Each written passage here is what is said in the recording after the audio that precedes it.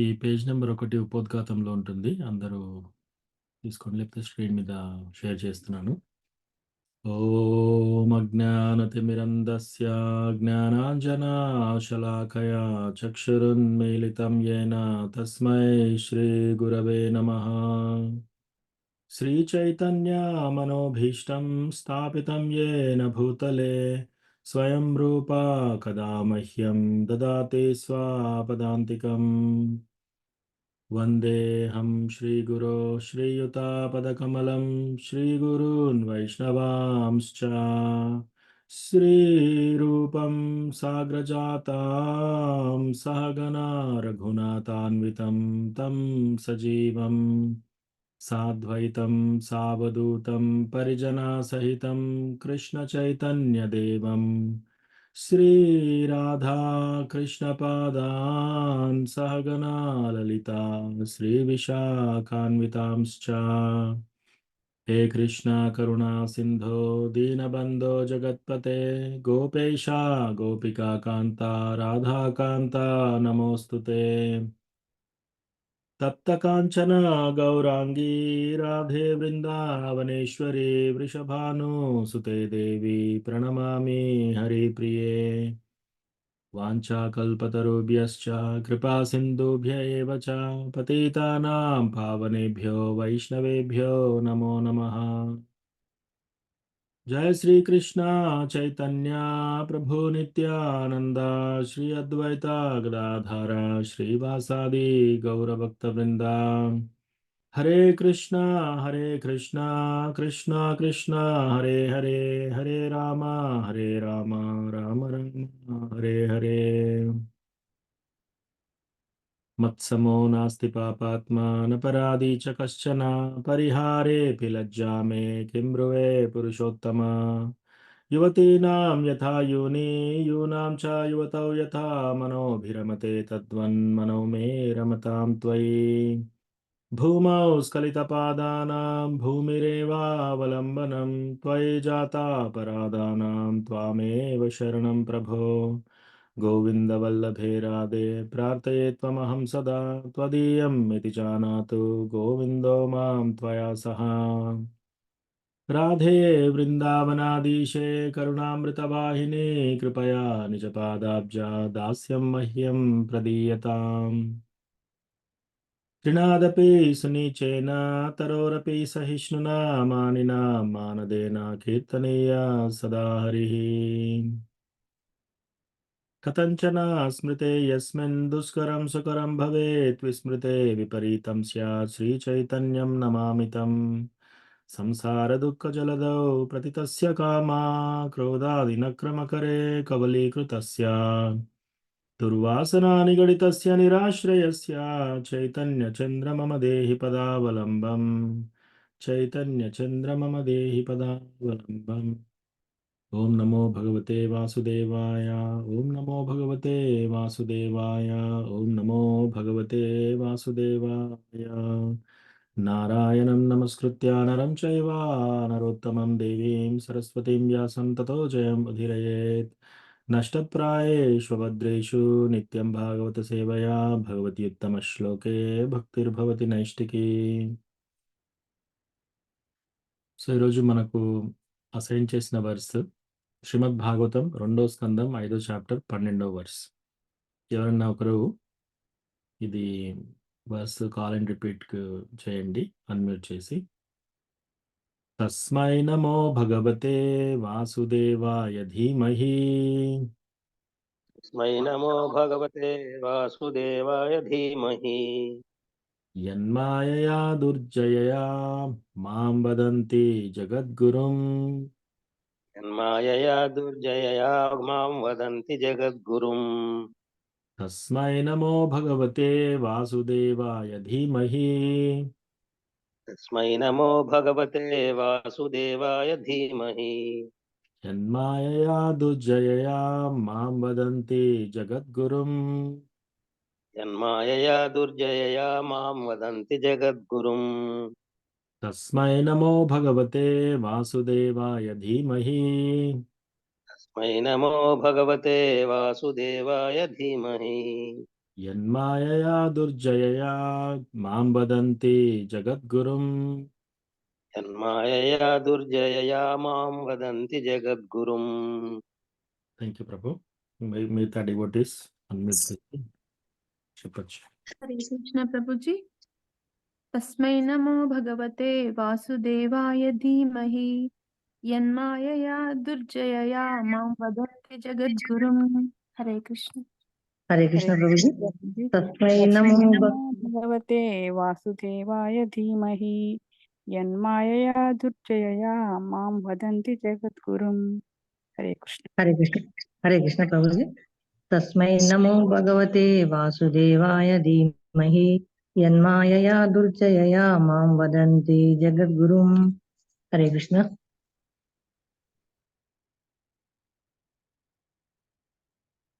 ఇంకెవరండి? కృష్ణ. ప్రభుజీ. తస్మై నమో భగవతే వాసుదేవాయ ధీమహి యన్మాయయా దుర్జయయా మాం వదంతి జగద్గురుం. హరే కృష్ణ. హరే కృష్ణ ధన్యవాదం ప్రభు. తస్మై నమో భగవతే వాసుదేవాయ ధీమహి యన్మాయయా దుర్జయాయ మా వదంతి జగద్గురు. థ్యాంక్ యూ ప్రభు. హరే కృష్ణ. హరే కృష్ణ. తస్మై నమో భగవతే వాసుదేవాయ ధీమహి యన్మయయా దుర్జయయా మాం వదంతి జగద్గురుం. హరే కృష్ణ. తస్మై నమో భగవతే వాసుదేవాయ ధీమహి యన్మాయయా దుర్జయయా మాం వదంతి జగద్గురు. హరే కృష్ణ. కృష్ణ ప్రభుజీ ప్రణామాలు. తస్మై నమో భగవతే వాసుదేవాయ ధీమహి యన్మాయాయ దుర్జయాయ మాం వదంతి జగద్గురుం. హరే కృష్ణ ప్రభుజీ. తస్మై నమో భగవతే వాసుదేవాయ ధీమహి యన్మాయయా దుర్జయయా మాం వదంతి జగద్గురుం. హరే కృష్ణ. హరే కృష్ణ. తస్ నమో భగవతే వాసుదేవాయ ధీమహి యన్మాయయా దుర్జయాయ మాం వదంతి జగద్గురుం. హరే కృష్ణ ప్రభు. తస్మై నమో భగవతే వాసుదేవాయ ధీమహి యన్మాయాయ దుర్జయాయ మాం వదంతి జగద్గురుం. హరే కృష్ణ ప్రభు. హరే కృష్ణ ప్రభుజీ. తస్మై నమో భగవతే వాసుదేవాయ ధీమహి యన్మాయయా దుర్జయయా మాం వదంతి జగద్గురుం. హరే కృష్ణ ప్రభుజీ. కృష్ణ. సో ట్రాన్స్లేషన్ వచ్చేసి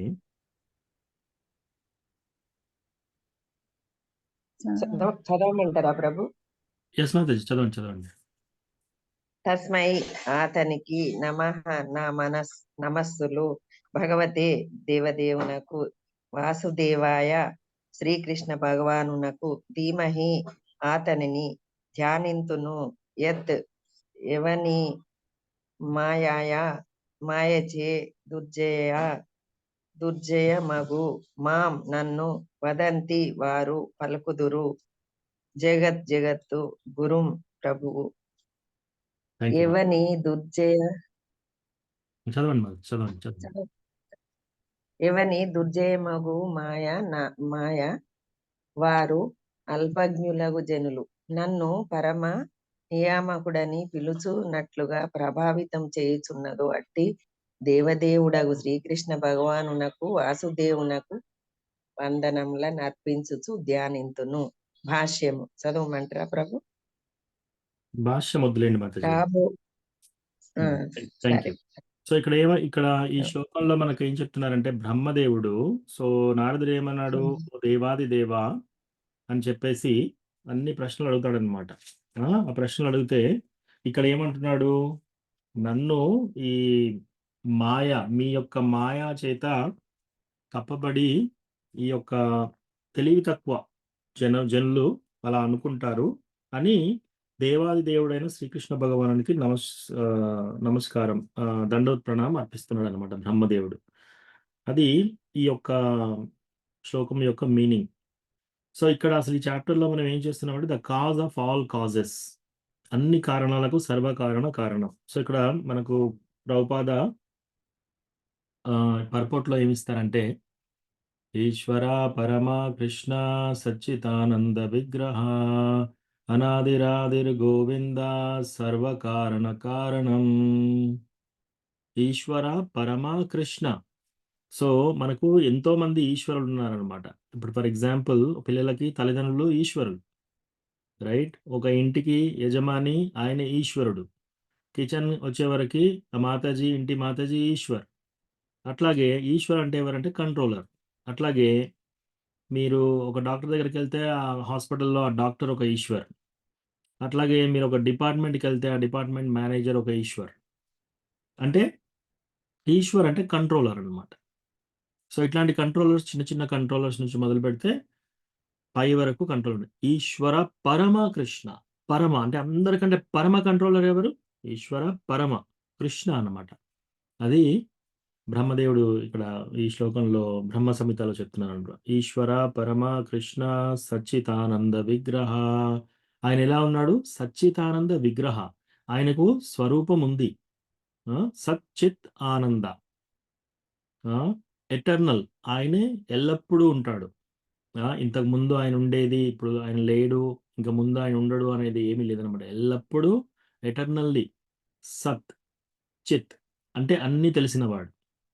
సచ్చిత్ ఆనంద, కంప్లీట్గా బ్లిస్. ఆయనలో ఆయనే బ్లిస్ఫుల్గా ఉండగలుగుతాడు అనమాట. అంటే ఆయనకి ఇంకా ఆయన రసరాజు అనమాట. ఆయనకి ఇంకా మళ్ళీ వేరే సోర్సెస్ నుంచి, ఇప్పుడు మనము వేరే వాళ్ళ దగ్గర నుంచి మనము ఏదైనా హ్యాపీనెస్ తీసుకోవాలి, సంతోషం మనకు రావాలి అంటే మనం బయట నుంచి వెతకాలి. కానీ కృష్ణ అలా కాదనమాట. ఆయనే కంప్లీట్గా నిండుగా సంతోషంగా ఉండగలుగుతాడు అనమాట. ఇది ఇక్కడ స్క్రీన్ చేంజ్ అవుతుంది ఏంటి? ఓకే.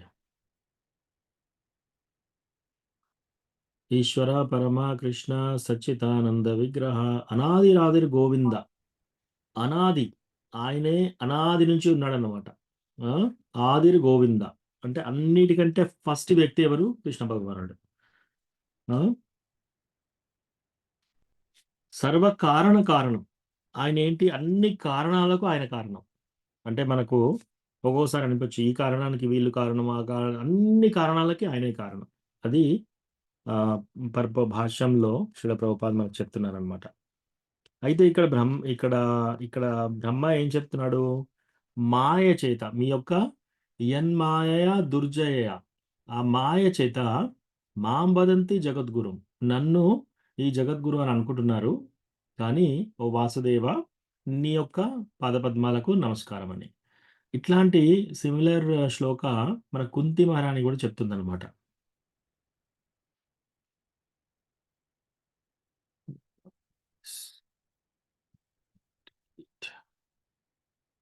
ప్రేయర్స్ ఓపెన్ చేస్తున్నాను ఇక్కడ.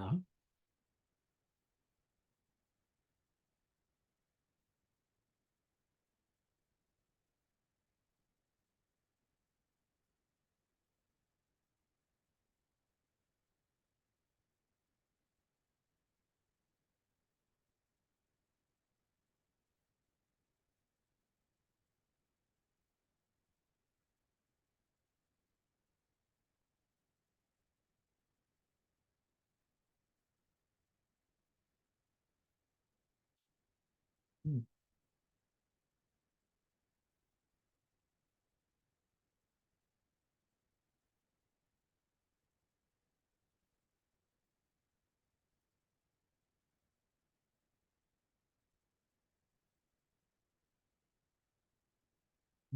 26.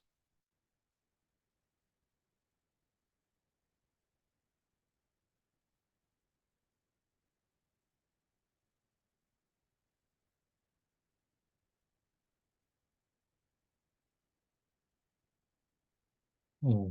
18 శ్లోకం.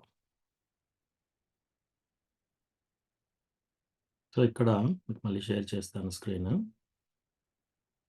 ఇక్కడ కుంతి మహారాణి ఏం ప్రేయర్స్ చేస్తుంది? కుంతివాచ నమస్యే పురుషం త్వాద్యం ఈశ్వరం ప్రకృతే పరం అలక్ష్యం సర్వభూతానాం అంతర్బహిర్ అవస్థితం.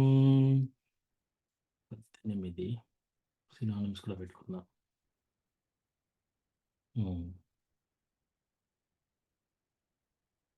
కుంతి మహారాణి ఏం చెప్తుంది? నమస్యే పురుషం వాద్యం. అంటే నువ్వు అందరికంటే ఒరిజినల్ దేవుడివి. ఆ! నేను నీకు నా యొక్క నమస్కారం అర్పిస్తున్నాను. ఈశ్వరం, ప్రకృతే పరం. ఈ యొక్క ప్రకృతి త్రిగుణాల కంటే ఈ ప్రకృతి నుంచి నువ్వు పరంగా ఉన్నావనమాట. బియాండ్ అంటే ఈ ప్రకృతికి సంబంధించిందే కాదనమాట. అలక్ష్యం సర్వభూతానాం. కానీ అందరి జీవితాలకు అందరి జీవరాశులకు ఏంటి? నీవు అర్థం కావట్లేదు. ఇన్విన్సిబుల్. అంతర్బహి అవస్థితం. కానీ నువ్వేంటి? లోపల ఉన్నావు, బయట ఉన్నావు. కానీ జనులందరికీ ఎవరికి అర్థం కావట్లేదు. మాయాజవనికాచ్ఛన్నం అజ్ఞాదోక్షజమవ్యయం నలక్ష్యసే మూఢదృశా నఠో నాట్యధరో యతా. ఇది ఎలా ఉందంటే కృష్ణ భగవానుడిది, మాయాజవనికాచ్ఛన్నం, మీ యొక్క మాయ ద్వారా జవనికాచ్ఛన్నం. అంటే ఇప్పుడు మీరు ఎప్పుడైనా షోకి వెళ్ళారనుకోండి, ఏదైనా ఒకరు ఎవరన్నా ఒక డ్రామా నడుస్తుంది, ఒక పరదా వేస్తారు. ఫస్ట్ ఆ పరదా వేస్తే ఆ కవర్ చేసినప్పుడు మనకు సరిగా అర్థం కాదనమాట ఏం జరుగుతుంది అనేది. అట్లాగే మీ యొక్క మాయ అనే ఈ కర్టన్ అనేది మాయ అనే ఈ కర్టన్తో కప్పబడి ఉంది అనమాట. అజ్ఞాదోక్షజం అవ్యయం. ఈ యొక్క మెటీరియల్ కన్సెప్షన్, ఈ యొక్క ఇంద్రియాలు, ఈ ప్రాపంచిక వాటితో చేసే ఇంద్రియాల ద్వారా నీవు అర్థం కావు. నలక్ష్యసే మూఢదృశ. ఈ యొక్క ఇంద్రియాల ద్వారా నిన్ను చూస్తే నువ్వు మాకు అర్థం కావన్నమాట. మూఢదృశ, ఈ పిచ్చి వాళ్ళకి, ఈ ఎవరైతే నిన్ను చూడాలనుకుంటున్నారో వాళ్ళకి అర్థం కావు. ఎట్లా? నటో నాట్యధరో యత. ఎవరన్నా నటించేటప్పుడు ఏమవుతుంది? వాళ్ళు నటిస్తున్నారు, ఆ పరదా లోపట నటిస్తున్నారు వాళ్ళు. ఆ నటించేటప్పుడు ఏమవుతుంది? వాళ్ళ ఒరిజినల్ ఏంటో తెలీదు, వాళ్ళు ఓన్లీ నటన చేస్తున్నారు అక్కడ. అట్లాగే ఎట్లాగైతే నటించే వాళ్ళు నిజంగా మనకు వాళ్ళ లోపటిది ఏంది అర్థం కాదు, వాళ్ళు ఏదైనా నటిస్తున్నారు కాబట్టి. అదే విధంగా ఈ మాయాతో కప్పబడి ఉన్న, ఈ పర్దాతో కప్పబడి ఉన్న, ఈ కర్టన్తో కప్పబడి ఉన్న ఇది మనకు ఈ యొక్క ప్రాపంచిక ఇంద్రియాల ద్వారా నువ్వు అర్థం కావట్లేవు అని చెప్తుంది. ఇదే సేమ్ శ్లోక బ్రహ్మాజీ ఇప్పుడు మనం చదివిన శ్లోకాలు చెప్తున్నాడు అనమాట. తథా పరమహంసానాం మునీనాం అమలాత్మనాం భక్తి యోగ విధానార్థం కథం పశ్యేమహి స్త్రియః. సో నువ్వు ఇంత పెద్ద పెద్ద యోగులకు, మునులకు, వాళ్ళకు కూడా అర్థం కావు, మరి నేను మామూలు స్త్రీని కదా, నాకెలా అర్థం అవుతుంది అని చెప్తుందన్నమాట. అలాగే ప్రేయర్స్ చేస్తుంది. ఈ ప్రేయర్స్లో అందరికీ కృష్ణాన్ని చూడాలని ఉంది కదా మీ అందరికీ? ఎవరికన్నా చూడాలని లేదో అన్మ్యూట్ చేసి చెప్పండి. చూడాలని ఉంది ప్రభుజీ. ఎస్. సో కృష్ణాన్ని చూడాలంటే కుంతి మహారాణి మనకి ఇక్కడ గైడెన్స్ ఇస్తుంది అనమాట. ఏం చేయాలంట? శృణ్వంతి గాయంతి గృణంతి అభీక్ష్ణసః స్మరంతి నందంతి తవేహితం జనా తయేవ పశ్యంత చిరేణ తావకం భవ ప్రవాహో పరమం పదాంబుజం. శృణ్వంతి గాయంతి గృణంతి అభీక్ష్ణసః. శృణ్వంతి అంటే ఏంటి? వినాలి. ఏం వినాలి? కృష్ణ భగవాన్ కథ వినాలి. సో ఎవరన్నా కృష్ణాన్ని చూడాలనుకుంటే కుంతి మహారాణి మనకేం చెప్తుంది ఆమె ప్రేయర్స్ ద్వారా? శృణ్వంతి గాయంతి గృణంతి అభీక్ష్ణసః. ముందు వినాలి, తర్వాత గాయంతి, కృష్ణ భగవాన్ లీలల గురించి చెప్పాలి, తర్వాత గృణంతి. గృణంతి అంటే ఏంటి? మనకు గోపి గీతాలో కూడా గృణంతి అనే వర్డ్ వస్తుంది. ఎక్కడ? తవ కథామృతం తప్త జీవనం కవిభిరీడితం కల్మషాపహం శ్రవణమంగళం శ్రీమదాతతం భువి గృణంతియే భూరిదా జనా. ఇది రాజహంస మీటర్లో ఉంటుంది అనమాట. ఎట్లా అంటే ఒక హంస నీళ్ళల్లో తేలుతూ ఉంటే ఎలా ఉంటుందో ఈ గోపి గీత కూడా అలాగే పాడతారనమాట. ఆ పాడేటప్పుడు కూడా మనకు అట్లా వేవ్స్ లాగా వస్తుంది అనమాట ఆ మీటర్. సో అక్కడ గృణంతియే, భువి గృణంతియే, మీ యొక్క లీలలు, మీ యొక్క భక్తియుత విషయాలు ఎవరికైతే చెప్తారో భూరిదా జనార, వాళ్ళు గృణంతి. గృణంతి అంటే ఏంటి? ఎల్లప్పుడూ చాంటింగ్ చేస్తూ కృష్ణ భగవానుడి మెసేజ్ వేరే వాళ్ళకి చెప్పేవాళ్ళు గృణంతి. సో ఐదరు వినాలి శృణ్వంతి, లేదా గాయంతి కీర్తన చేయాలి, లేదా క్లాసెస్ చెప్పాలి, లేదా అవి తర్వాత గృణంతి ఎల్లప్పుడూ చాంటింగ్ చేస్తూ నలుగురికి ఈ కృష్ణ భగవాన్ యొక్క మెసేజ్ చెప్పాలి. అభీక్షణ ఎప్పుడు చెప్పాలి? ఏదో ఒకసారి చెప్పి ఊరుకోకూడదు. అభీక్షణ ఎల్లప్పుడూ. తర్వాత ఏం చేయాలి? స్మరంతి. స్మరంతి అంటే ఎప్పుడు ఆ స్మరణలో ఉండాలి. కృష్ణ భగవాన్ లీలలు స్మరణ చేసుకుంటూ ఉండాలి. సో ఇప్పుడు మనం క్లాసు నేను ఇప్పుడు చెప్తున్నాను, మీరందరూ వింటున్నారు. శృణ్వంతి అయిపోయింది అక్కడ, వింటున్నారు కాబట్టి. గాయంతి, నేను ఇప్పుడు గాయంతి చేస్తున్నాను, కీర్తన చేస్తున్నాను, అంటే కృష్ణ లీల చెప్తున్నాను, ఇది అయిపోయింది. గృణంతి, మనం ఏం చేయాలి? మనం చాంటింగ్ చేసి ఈ మెసేజ్ వేరే వాళ్ళకి చెప్పాలి ఎల్లప్పుడూ. తర్వాత ఏం చేయాలి? క్లాస్ అయిపోయిన తర్వాత వేరే పనులు చేసేటప్పుడు, ఓ ఈ క్లాస్లో పలాని విషయం జరిగింది కదా, ఓ కృష్ణ భగవానుడు ఆ లీలలో అలా చేశాడు కదా, ఈ ఎపిసోడ్లో ఇలా చేశాడు కదా, మనం ఎప్పుడు ఆ కృష్ణ స్మరణలో ఉండాలన్నమాట. ఒకవేళ ఇవి చేయలేకపోయినా నందంతి తవేహితం జన, మనం ఏం చేయాలి? వేరే ఎవరైనా ఇలాంటి పనులు చేస్తే మనం జస్ట్ సంతోషంగా చూడాలి వాళ్ళని. అంటే వేరే ఎవరన్నా ఇటువంటి కృష్ణ కథ చెప్పడం కానీ, వేరే ఎవరన్నా కృష్ణ కథ వింటున్నారనుకోండి, వాళ్ళని చూసి మనం సంతోషపడాలి. అంతే. అవి చేస్తే ఏమవుతుంది? తయేవ పశ్యంతి అచిరేణ తావకం. అట్లా గనుక చేస్తే కృష్ణ నిన్ను చూడగలుగుతాము. అచిరేణ అంటే ఎప్పుడో కొన్ని సంవత్సరాల తర్వాతన కాదు. ఇమ్మీడియేట్‌లీ. చిరేణ అంటే చాలా లేట్‌గా. అచిరేణ అంటే త్వరగా, ఇమ్మీడియేట్‌గా చూడగలుగుతాం. భవప్రవాహో పరమం పదాంబుజం. అప్పుడేమవుతుంది? మనకి జన్మ, మృత్యు, జర, వ్యాధి మళ్ళీ ఇంకో జన్మ తీసుకోవాల్సిన ఈ భవ ప్రవాహ అంటే జన్మ, మృత్యు, ఇంకో జన్మ తీసుకోవడం అనమాట. ఆ పరమం పదాంబుజం అప్పుడేమవుతుంది? మీ యొక్క పాదపద్మాల ద్వారా ఈ యొక్క మళ్ళీ పుట్టుక, మరణం లేకుండా ఆగిపోతుంది అని కుంతి మహారాణి చెప్తుందనమాట ఇక్కడ. సో ఇది సీక్రెట్. కృష్ణాని అచిరేణ తావకం. చాలా త్వరగా కృష్ణాన్ని చూడాలంటే ఏం చేయాలి మనం? శృణ్వంతి, గాయంతి, గృణంతి, స్మరంతి. లేదా ఇవి చేయలేకపోయినా కూడా ఎవరైనా ఈ పని చేస్తుంటే వాళ్ళని చూసి సంతోషపడాలి. సో అట్లా సంతోషపడితే మనము ఇమ్మీడియేట్‌గా కృష్ణ భగవానునికి దగ్గరగా వెళ్ళే ఛాన్స్ ఉంటుంది. సో మనం కుంతి మహారాణి శ్లోకాలు చూసాం కాబట్టి కొన్ని కుంతి మహారాణి గురించి చెప్పుకుందాం. సో కుంతి మహారాణి ఆమె పుట్టినప్పుడు 5 సంవత్సరాలుగా ఉన్నప్పుడు, ఆమె పేరు ఫస్ట్ పృథ. పృథ అనే పేరుతో ఉంటుంది. సో ఆమె 5 సంవత్సరాలు ఉన్నప్పుడు ఏమవుతుంది? ఇప్పుడు కుంతి మహారాణి మనకు 3 విధాలుగా కనబడుతుంది. ఒకటి రాకుమారి కుంతి, ఇంకొకటి మహారాణి కుంతి, మూడోది రాజమాత కుంతి. సో మీరు మహాభారత్ మొత్తంలో కూడా కుంతి మహారాణి పడినంత కష్టాలు ఇంకెవ్వరు పడలేదు. మొత్తం మహాభారత ఎపిసోడ్‌లో చూసినా కూడా మీరు ఎవరిని తీసుకున్నా సరే, ఆఫ్‌కోర్స్ పాండవులకు చాలా కష్టాలొచ్చాయి. ఆ పాండవులందరిలో కూడా కుంతి మహారాణికి అధికమైన కష్టాలొచ్చాయన్నమాట. అయితే కుంతి మహారాణి అట్లా కష్టాలొచ్చినప్పుడు తను ఎలా ఎదుర్కొంది? ఇట్లా మనము ఇవి నేర్చుకున్నప్పుడు ఏమవుతుందంటే, మనకేదైనా కష్టాలొచ్చినప్పుడు మనం ఎలా బిహేవ్ చేయాలి? మనకు కష్టం రాగానే మనం ఎలా ప్రవర్తించాలనేది మనం ఇటువంటి కథల ద్వారా మనం తెలుసుకోవచ్చనమాట.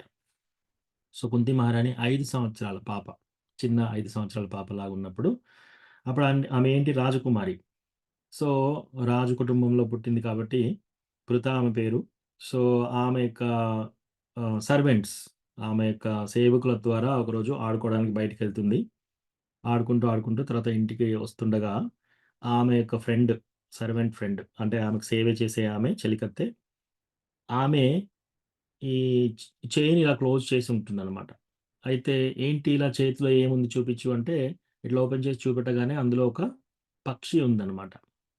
ఆ పక్షి, అయ్యో! పక్షి ఎందుకు తెచ్చావు ఇప్పుడు?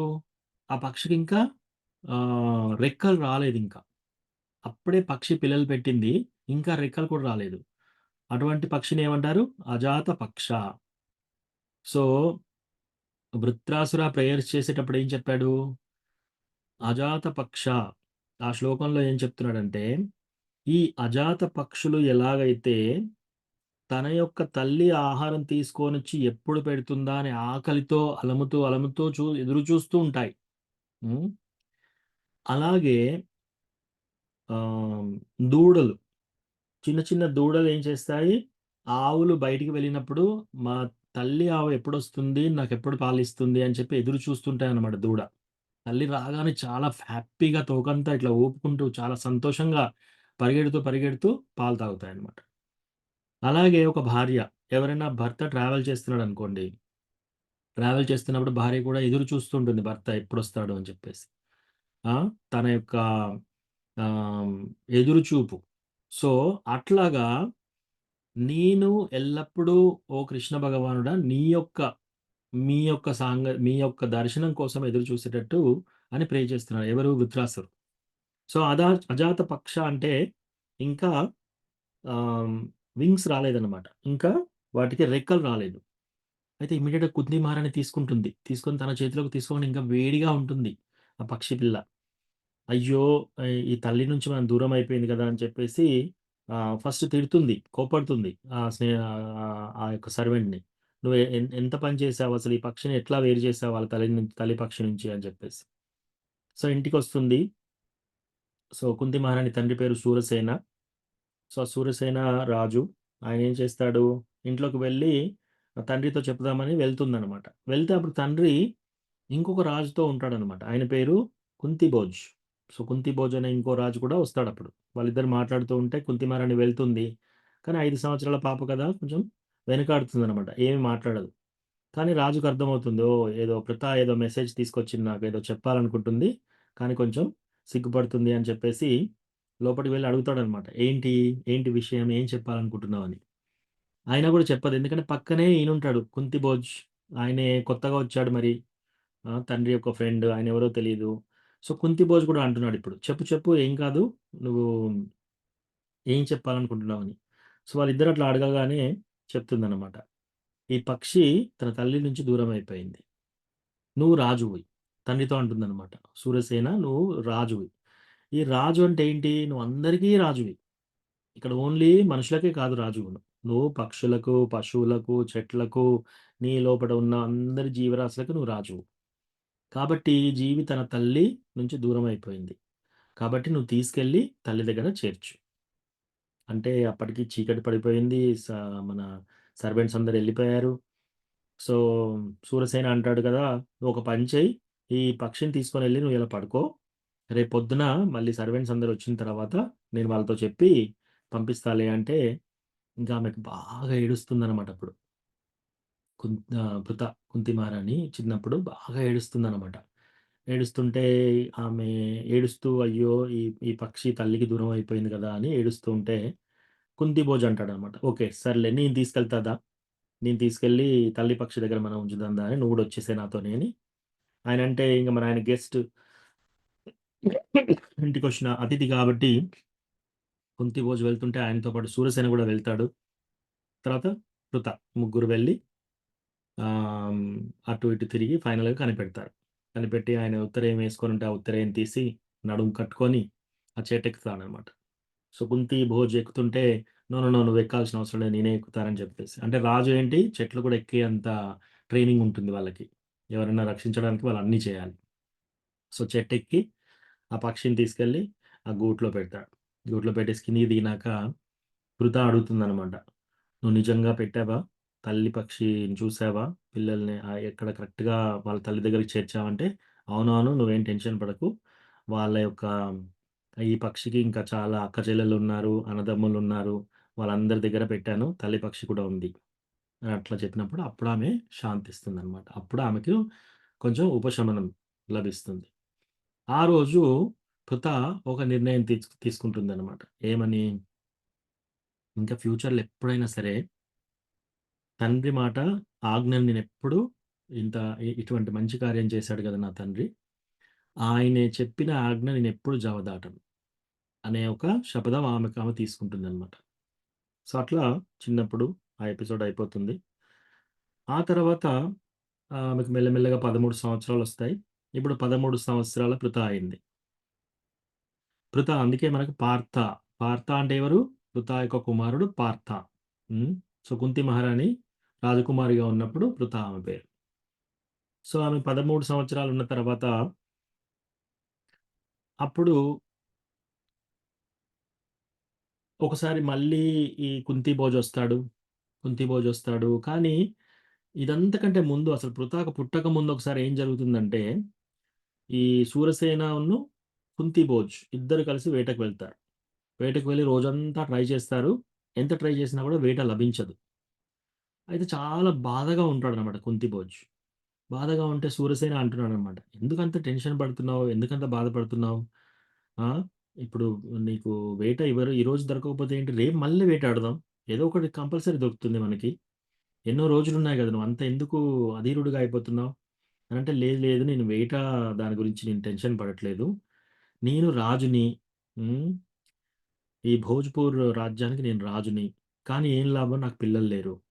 అని చాలా ఏడుస్తుంటాడనమాట. నా రాజ్యం పరిస్థితి ఏంటి? నా పరిస్థితి ఏంటి? పిల్లలు లేకుంటే నేను ఎట్లా? అది ఇది అని ఏడుస్తుంటే సూరసేన ఫ్రెండ్ అప్పుడు ఆయన ఏమంటాడంటే, "నువ్వేం టెన్షన్ పడకు. నాకు పిల్లలు పుడితే నా ఫస్ట్ సంతానం నేను నీకు ఆహ్, దత్తత ఇస్తాను" అని అప్పుడు మాటిస్తాడనమాట. సో, ఇప్పుడు మళ్ళీ వస్తాడు. ఇప్పుడు 13 సంవత్సరాలు పృథాకి. ఆ! ఆహ్, బట్టలు ప్యాక్ చేసుకో మనం ఒక కాడికి వెళ్దాం అంటాడు తండ్రి. అనగానే సరే నేను అమ్మకి చెప్పొస్తాను అనంటే, లేదు లేదు నువ్వు అమ్మకి చెప్పాల్సిన అవసరం లేదు. తొందరగా వచ్చేసేయి. ఇప్పుడే ఎళ్దాం. ఇట్లాగే ఎళ్దాం అని చెప్పేసి. సో, ఇట్లాగే ఎళ్ళంటే ఆమె అనుకుంటుంది. అయ్యో! నేను శపథం తీసుకున్నా గదా! నా తండ్రి ఏది చెప్తే అది నేను ఇమ్మీడియేట్‌గా పాటిస్తానని చెప్పేసి అని శపథం తీసుకుంది కాబట్టి ఇమ్మీడియేట్‌గా వెళ్తుంది తల్లికి కూడా చెప్పకుండా. సో, అట్లా రథం మీద ఎక్కేసుకొని ఇద్దరు వెళ్తారు. వెళ్ళి కుంతి భోజ్‌పూర్ అంటే భూపాల్ మధ్యప్రదేశ్‌లో ఉంటుందిప్పుడు. సో, మథురాలో పుట్టిందీమె. శూరసేన మథుర యొక్క రాజు. సో, అక్కడి నుంచి రథంలో భోజ్‌పూర్‌కొస్తారు. మధ్యప్రదేశ్ భూపాల్ ఏరియా. అక్కడికొచ్చిన తర్వాత పెద్ద మహల్ ఉంటుంది. రాజమహల్. దాంట్లోకి కుంతి భోజ్ తీసుకెళ్తాడు. వాళ్ళిద్దరు ఫ్రెండ్స్ ఇద్దరు మాట్లాడుకుంటున్నారు. తండ్రి వాళ్ళ ఫ్రెండ్. విపరీత ఇంకొక ప్యాలెస్ మొత్తంలో మొత్తం రాజమహల్‌లో ఇంకొక సర్వెంట్ ఉంటుంది. ఒక మెయిడ్ సర్వెంట్. ఇంకొక స సేవకురాలు. సో, ఆమెతోటి కొద్దిగా మాట్లాడుతూ ఉంటుందనమాట. ఇంకా సాయంత్రం అయ్యేవరకి తండ్రి సూర్యసేన వస్తాడు. వచ్చేసి ఇక మనం వెళ్తున్నాను నేను అనంటే పృథా చాలా హ్యాపీగా అయిపోతుందనమాట. ఓహ్! నాకు పొద్దున్న నుంచి బోర్ కొడుతుంది ఇక్కడ ఉండి. ఇప్పుడు ఇంటికెళ్దాంలే అని చెప్పేసి ఆమె రెడీ అయిపోయి ఆమె కూడా అన్ని బ్యాగ్ అన్నీ తెచ్చేసుకుంటే ఈయన ఫాస్ట్‌గా వెళ్తూ ఆహ్, ఖడ్గం తీసి కత్తి తీసేసి ఇలా చెయ్యి ఇట్లా అనేసి ఆ బ్లడ్‌తో ఒక తిలకం పెడతాడు. తిలకం పెట్టేసి వెనకాల తిరిగి చాలా ఫాస్ట్‌గా నడుస్తూ వెళ్ళిపోతుంటాడు. అప్పుడు ఈ పృథాకి అర్థం కావట్లేదు. నాన్న ఏం చేస్తున్నావు? నేను గూడా వస్తాను అంటే, ఆయన వినకుండా ఫాస్ట్‌గా వెళ్తూ రథాన్ని ఎక్కేస్తాడు. ఎక్కి ఫాస్ట్‌గా రథాన్ని నడుపుతూనే ఉంటాడు. అప్పుడు ఈ పృథ రథం వెనకాల చాలా ఫాస్ట్‌గా పరిగెడుతూ ఉంటుంది. నాన్న నన్ను ఎందుకిక్కడ వదిలేస్తున్నావు? ఆ! నేను నువ్వేది చెప్తే అది వింటాను. ఒకవేళ నీకు నచ్చకపోతే అట్‌లీస్ట్ నన్ను మథుర వీధుల్లో వదిలేసేయి. నేను అడుక్కొనైనా బతుకుతాను. కానీ నన్నిక్కడెందుకు వదిలేసి ఎళ్తున్నావు అని చెప్పి ఏడుస్తూ పరిగెడుతుంటే ఆయనెళ్ళిపోతాడు. తర్వాత బాగా ఏడుస్తుందనమాట పృథ. తండ్రి వెళ్ళిపోయిన తర్వాత. బాగా ఏడుస్తుంటే అప్పుడు కుంతిభోజొస్తాడు. కుంతిభోజొచ్చేసి కళ్ళు తుడిచి, "ఓకే. నీ తండ్రి ఆయన మాట నిలబెట్టుకున్నాడు క్షత్రియ కాబట్టి, తన మొదటి సంతానం నాకిస్తానని." సో, శూరసేనకి 10 మంది కొడుకులు, 5 కూతుర్లు. అందులో కుంతి మహారాణి ఫస్ట్ సంతానం. రెండోది వాసుదేవుడు. ఆ వసుదేవుడి కొడుకు కృష్ణ. సో, కుంతి మహారాణిని ఇక్కడ వదిలేసి ఎళ్ళిపోతాడనమాట. ఎందుకంటే మాటిచ్చాడు. ఓకే. మీ తండ్రి మాటిచ్చాడు కాబట్టి ఆయన వదిలేసాడు. ఇప్పుడు నేను తీసుకెళ్తాను. నేను మళ్ళీ నిన్ను ఆహ్, నీ తండ్రికి అప్పగిస్తాను రా! అని చెప్పేసంటే, లేదు లేదు తండ్రి యొక్క ఇష్టం. సో, ఆయన ఆజ్ఞ కాబట్టి నేను ఇక్కడే ఉంటానని. సో, అట్లా అక్కడ ఉండిపోతుందనమాట. 13 సంవత్సరాలప్పుడు. తల్లిదండ్రులకు దూరం అయిపోతుంది. సో, ఇక్కడ దత్తత పుత్రిగా పెరుగుతూ ఉందనమాట. సో, కుంతిభోజ్ ఎప్పుడు వెళ్లి పృథ అని పిలవగానే ఆమె కొంచెం బాధపడంగా చూస్తాడనమాట. ఎందుకంటే పృథ అనగానే ఆమెకేంటి పుట్టిల్లు గుర్తొస్తుంది. ప్లస్ ఏడుస్తూ ఉంటుందనమాట. అప్పుడు కుంతిభోజ్‌కి అర్థమైపోయి ఒకరోజు పృథానే వస్తుంది. వచ్చేసి నా పేరు ఇవాటి నుంచి కుంతి.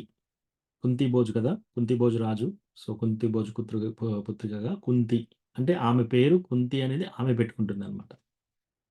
సో, అట్లా కుంతి మహారాణి ఆమెకు అంత చిన్నప్పటి నుంచే కష్టాలు అలా మొదలైపోయాయంట. ఆ టైంలో ఆమె కావాలంటే వెళ్ళొచ్చు. కానీ తండ్రి ఆజ్ఞ ఇలా ఉంది కదా! తండ్రికి ఇదే సంతోషం కదా! అని చెప్పేసి అక్కడుంటుంది. సో, కొన్ని రోజులైన తర్వాత కొన్ని నెలలైనాక అక్కడ దుర్వాస ముని వస్తాడు. ఈ దుర్వాస ముని ఏంటి చాలా ఫాస్ట్‌గా కోపం వస్తుంది ఆయనకి. ఫాస్ట్‌గా సంతోషపడతాడు. సో, ఆయన ఒక మహాయజ్ఞాన్ని పెట్టుకున్నాడు. ఆ యజ్ఞం చేస్తూ ఉంటాడు. అప్పుడు ఏం చేస్తారంటే, ఈ కుంతి మహారాణిని అసిస్టెంట్‌గా పెడతారు యజ్ఞాకి. So, customary. ఒకసారి అర్జునుడు కూడా ఒక సాధువులాగా వెళ్ళినప్పుడు బలదేవుడు, కృష్ణ భగవానుడు మథురలో ఏం చేస్తారు? ద్వారకాలో ఆహ్, సుభద్రమాయిని పెడతారు సేవకి. సో, అట్లాగే ఇది కస్టమరీ అనమాట. ఎవరైనా ఆహ్, ఇట్లా పిల్లలు పెద్దగైన ఆడపిల్లలుంటే వాళ్ళ సేవకు పెడతారనమాట. అట్లా కుంతిని పెడితే ఆయన 24 గంటలు చేస్తున్నాడు ఇది యజ్ఞాన్ని. పొద్దుటి నుంచి సాయంత్రం వరకు ఆయన ఎప్పుడు ఏది కావాలనేది తెలీదు. ఆయన ఎప్పుడు ఏది పిలిచి ఏది అడిగినా కూడా ఇమ్మీడియేట్‌గా పరిగెడుతూ ఇవ్వాలి. సో, అట్లా కుంతిమారని చాలా చక్కగా సేవ చేస్తుంది ఆయనకి. సేవ చేస్తే ఆయన సేవంతా అయిపోయిన తర్వాత "నీకేం కావాలో కోరుకో" అని అడగడు ఆయన్ని. "నీకు ఈ వరం ఇస్తున్నాను తీసుకో" అంటాడు. అని చెప్పేసి నువ్వు ఆహ్, ఏ దేవుడిని అయినా కూడా పిలిస్తే ఆ దేవుడితో నువ్వు సంతానం ఆహ్, కనగలుగుతావు. సంతాన ప్రాప్తి లభిస్తుంది. ఎందుకంటే ఆయన చూస్తాడనమాట ముందు ఫ్యూచర్. కుంతి మహారాణి లైఫ్‌లో ఏమవుతుందో చూస్తాడు కాబట్టి, అట్లా ఆయనే ఆ వరం ఇస్తాడు. ఆ వరం ఇచ్చేసి ఎళ్ళిపోతాడు. తర్వాత కొన్ని రోజుల తర్వాత కుంతి మహారాణి అప్పుడేంటి 13 సంవత్సరాలు. 13 సంవత్సరాల ఆడపిల్ల. సో, ఆమెకి క్యూరియస్‌గా ఉంటుందనమాట. నిజంగానా ఈ మంత్రం నిజంగా ఫలిస్తుందా? ఒకరోజు సూర్యోదయం అయితుందనమాట. సూర్యోదయం అయితుంటే ఆ సూర్యుడు చాలా ఇట్లా మెరిసిపోతూ ఉన్నాడనమాట. ఎట్లయితే చంద్రమ ఆహ్, పౌర్ణమి రోజు, శరత్ పౌర్ణిమ రోజు ఎట్లయితే చంద్రుడు ఎలాగా మెరిసిపోతూ ఉంటాడో, ఆ రోజు సూర్యుడు అలా మెరిసిపోతూ ఉంటే, ఆ సూర్యుడిని చూసి, ఈ మంత్రం పనిచేస్తుందా లేదా ఒకసారి టెస్ట్ చేద్దామని చెప్పి, ఆ మంత్రాన్ని చెప్తుంది. చెప్పగానే ఇమ్మీడియేట్‌గా సూర్యదేవ్ వస్తాడు. సూర్యదేవ్ వచ్చేసి ఆహ్, చెప్తాడనమాట. "నీకు నేను సంతానం ఇవ్వాలనుకుంటున్నా" అని. "లేదు, లేదు నాకు సంతానం గురించి నేను పిలవలేదు. ఈ మంత్రం ఫలిస్తుందా లేదా టెస్ట్ చేశానంతే" అనంటే, "లేదు, లేదు ఇప్పుడు నేను వెనక్కి వెళ్ళలేను. అంటే మరి నేనింక పెళ్లి కాలేదు. నాకెట్లా ఎట్లా అంటే, నీకు గర్భం కాకుండా నీకు సంతానం అవుతుంది. ప్లస్ నీకు నీ యొక్క చేస్టిటీ, నీ యొక్క పాతివ్రత్యం చెరిపోదు. అట్లా అని చెప్పి ఆయనే ఈ యొక్క కొడుకుని ప్రసాదిస్తాడనమాట. ఆ కొడుకు కూడా గర్భం నుంచే పుట్టడనమాట. ఆ కొడుకు చెవుల నుంచి పుడతాడు. సో, అందుకే కర్ణ. చెవు నుంచి పుట్టాడు కాబట్టి కర్ణ అని పేరు పెడతారు. సో, అట్లా ఆమె ఇంకా అట్లాగే శీలవతిగానే ఉంటుంది. ఆహ్, ప్లస్ ఈ ఈ పా పా బాబు పుట్టాడు. సో, ఇప్పుడు ఏం చేయాలి? నలుగురు ఏమనుకుంటారు? ఆ! బాబు పుట్టాడంటే ఎట్లా పెళ్లి కాకుండా బాబు ఎలా పుడతాడు అని అందరూ అనుకుంటారని చెప్పేసి ఇప్పుడు నేనేం చేయాలి? ఆ బాబుని త్యజించాలి. సో, ఇవాళ రేపు ఏంటి అబార్షన్ చేయించుకుంటున్నారు అందరూ. కానీ అప్పట్లో కుంతి మహారాణి అలా కాదు. సో, ఆమె బాబుని కన్నది. ప్లస్ ఆ బాబుని ఇప్పుడు ఏం చేయాలి నలుగురికి తెలియకుండా? సో, సూర్యదేవుని హెల్ప్ ద్వారా ఏం చేస్తుందంటే, ఒక చిన్న బాస్కెట్‌లో పెట్టి వదిలేస్తుందనమాట. కొన్ని నగలు అవన్నీ పెట్టేసి. కర్ణ అని పేరు పెట్టి. సో, దాంట్లో సూర్యదేవుడు కూడా చెప్తాడనమాట. నేను ఈయన కేర్ తీసుకుంటాను అని చెప్పి. సో, అట్లా అంత చిన్న వయస్సులో అటువంటి పెద్ద విపత్తు వస్తుంది ఆమెకి. సో, ఆ తర్వాత మళ్ళీ కొంచెం యుక్త వయస్సు రాగానే భీష్ముడు అప్పటికే చూసి పెళ్లి సంబంధాలు తీసుకొచ్చేసేసి, పాండురాజు అయితే చాలా బావుంటుందని చెప్పి కుంతీ కుంతీదేవి అయితే చాలా బావుంటుంది పాండురాజుకని చెప్పేసి, ఆ స్వయంవరానికి పాండుని పొమ్మంటాడు. సో, పాండు మహారాజు స్వయంవరం అయ్యేటప్పుడు ఎళ్తారు. సో, స్వయంవరం అంటే ఆహ్, ఆ యొక్క స్త్రీ వనిత వాళ్ళ యొక్క వరుణ్ణి తను కోరుకోవచ్చు. అయితే అందరూ రాకుమారులొస్తారనమాట. మొత్తం రాజ్యాల నుంచి అందరూ రాకుమారులు. వచ్చినప్పుడు ఈమె పాండు మహారాజుని చూడగానే చాలా చాలా ఇష్టపడుతుందనమాట. సో, అట్లా ఆయనను వివాహం చేసుకుంటుంది. సో పాండు మహారాజ్ వివాహం కాగానే ఆయన ఇమ్మీడియట్‌గా ఆయనకేంటంటే ఆయనకు ఇప్పుడు ఆల్రెడీ వచ్చిన రాజ్యం ఆల్రెడీ వచ్చింది ఆయనకి. కానీ ఏదో ఒకటి చేయాలింకా. ఈ రాజ్యాన్ని ఎక్స్‌టెండ్ చేయాలి. తన తల్లిదండ్రులు ఈ రాజ్యంలో అంతా ఇంకా బయటికి బాగా ఎక్స్‌టెండ్ చేయలేదని చెప్పేసి, మొత్తం నలుదిక్కులా నేను కాంకర్ చేసి ఈ రాజ్యాన్ని బాగా పెంచాలి అని చెప్పేసి, ఇమ్మీడియేట్‌గా పెళ్ళైన రోజే, ఆ రోజు ఇంకా మొదటి రాత్రి కూడా కాదనమాట. వెళ్ళిపోతాడు. వెళ్ళిపోయి అన్ని రాజ్యాలను జయించి చాలా మంచి ధర్మయుక్తుడనమాట. అన్నీ జయించేసి అట్లాగే మధుర దేశానికి వెళ్ళిన తర్వాత మధుర నరేష్ యొక్క కూతురు మాద్రి. ఆ మాద్రిని కూడా పెళ్లి చేసుకొని వెంట పెట్టుకొనొస్తాడు. సో, ఆమె వచ్చిన తర్వాత కుంతి మహారాణి పెళ్లయింది. కానీ అప్పటికి ఇంకా ఫస్ట్ నైట్ కూడా కాలేదామెకి. సో, ఇప్పుడు చూడండి ఆమె భర్త ఏం చేశాడు? ఇంకో భార్యని తీసుకొచ్చాడు. ఇప్పుడు ఆమెకు 2 చాయిసెస్ ఉన్నాయి. ఒకటి భర్తను వదిలేసి వెళ్ళిపోవడం, లేదా యాక్సెప్ట్ చేయడం. సో, కుంతి మహారాణి అప్పుడు నిర్ణయం తీసుకుంటుంది. అసలు ఈయన ఎవరో తెలీదు. ఈయన స్వభావం ఏంటియో తెలీదు. కానీ ఆయనకిష్టం కదా! సరే అని ఒప్పుకుంటుంది. ఏ విధంగా ఒప్పుకుంటుంది? కుంతి మహారాణికి, మాద్రికి ఎంత కూడా తేడా జరగలేదు ఎప్పుడు ఫ్యూచర్‌లో. కుంతి మహారాణి పిల్లల కంటే కూడా మాద్రి పిల్లలంటే ఇంకా అత్యంత ప్రేమగా చూసుకుంటుందనమాట. సో, అది కుంతి మహారాణి. కృష్ణ భగవానుని భక్తి అంత ఈజీగా రాదు. ఎటువంటి స్వభావం ఉన్న వాళ్ళకొస్తుందో చూడండి. హ్మ్. సో, అటువంటి సిట్యుయేషన్‌లో మనముంటే ఏం చేస్తాం? అని ఆలోచించండి.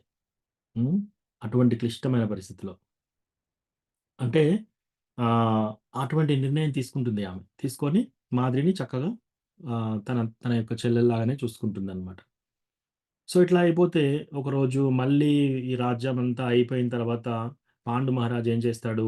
నాకు ఈ రాజ్యం ఆయనకి ఎక్కువ రాజ్యం మీద ఇంట్రెస్ట్ ఉండదనమాట. ఆయన ఏం చేస్తాడు?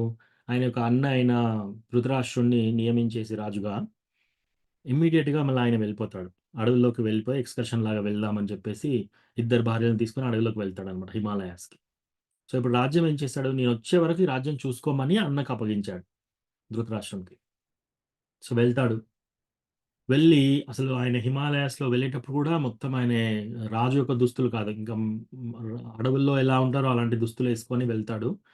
అక్కడ అడవిలో ఉండే వాళ్ళందరూ రోజు పళ్ళు అవన్నీ పుష్పాలు ఇవ్వడానికి వెళ్ళినప్పుడు చూస్తే దైవలోకం నుంచి వచ్చిన వ్యక్తిలానే ఉంటాడనమాట. అంటే అంత అందంగా ఉంటాడు పాండురాజు.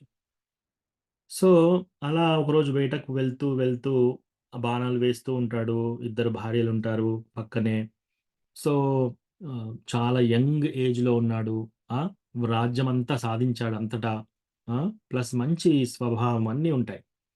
సో, ఒకరోజు అలా ఒకరోజు బాణం వేసి కొడతాడనమాట. ఆ బాణం వేసి కొట్టగానే అది జింకకు తగులుతుంది. ఆ జింకకు తలిగి ఆ జింక ఇప్పుడేంటి మాట్లాడుతూ ఉంటుందనమాట. ఏమని మాట్లాడుతుంది? "ఓ రాజా నువ్వెందుకింత పని చేశావు?" అంటే ఈయనకు సడెన్‌గా అనిపిస్తుంది. అరె! నేనేంటి ఒక జింకని కదా చంపింది.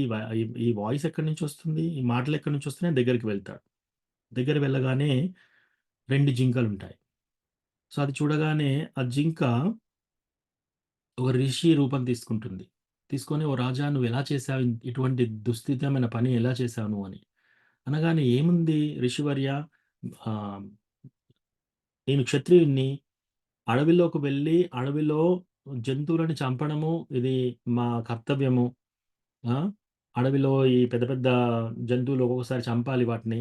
అట్లాగే పీస్‌ఫుల్‌గా ఉంటుంది అన్ని చిన్న జంతువులకి. అలాగా నేను బాణమేశాను. నేను చేసిన దాంట్లో తప్పేం లేదు కదా! అంటే, కాదు నువ్వు 2 జింకలు కలుసుకునే టైంలో బాణం వేశావు. మేము యాక్చువల్‌గా నా పేరు కిందమ రిషి. హ్మ్. ఆశ్రమంలో అందరూ ఉన్నారు సాధువులు. సో, నేను నా భార్య కలిసి కలవడం కోసం మేము ఈ వేషం తీసుకొని ఇలా వచ్చాం. మేము తీరా కలిసే టైంలో నువ్వు బాణమేశావు. అని ఆయన ఆలోచిస్తున్నాడనమాట. ఏం ఆలోచిస్తుంటాడు? ఇప్పుడు ఈ పాండురాజు ఇంత ధర్మాత్ముడు, ఇంత ధర్మంగా చేసే రాజు ఆహ్, ఈయనే ఫ్యూచర్‌లో ఈయనే నరకానికి వెళ్ళడం నాకిష్టం లేదు. సో, ఎవరైనా బ్రాహ్మణ హత్య చేసిన వాళ్ళు ఎలా ఎక్కడికి వెళ్తారు? ఒక లోకం ఉంటుంది. ఆ లోకం ఏంటి? ఈ మన భూగోళం ఎలా ఉంటుందో అలాగా ఒక మొత్తం భూగోళం మొత్తం ఒక దోస ప్యాన్ పెట్టామనుకో, దోస ప్యాన్. కిందంతా మంట, పైనంతా వేడి, కొన్ని వందల సూర్యుల మంట. పైనుంచి వేడి, కింద నుంచి వేడి, మధ్యలో దోస ప్యాన్. దాని మీద ఆ జీవినేస్తారు. ఎవరైతే బ్రాహ్మణ హత్య చేస్తారో అందులో ఏసేస్తారు. ఏసి కొన్ని సంవత్సరాలుగా అక్కడ ఉంచుతారనమాట. సో, అప్పుడు కొద్దిసేపు ఆ జీవి పడుకోవడము, లేవడము, అలసిపోవడము, ఈ మూర్ఛపోవడం. దర్శనం స్టార్ట్ అయింది ప్రభు. హ్మ్. ఓకే ప్రభు. ఓకే. హరే కృష్ణ.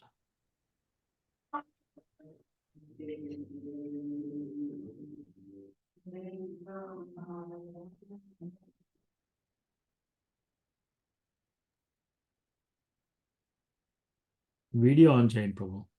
ఇప్పుడు వచ్చింది వీడియో.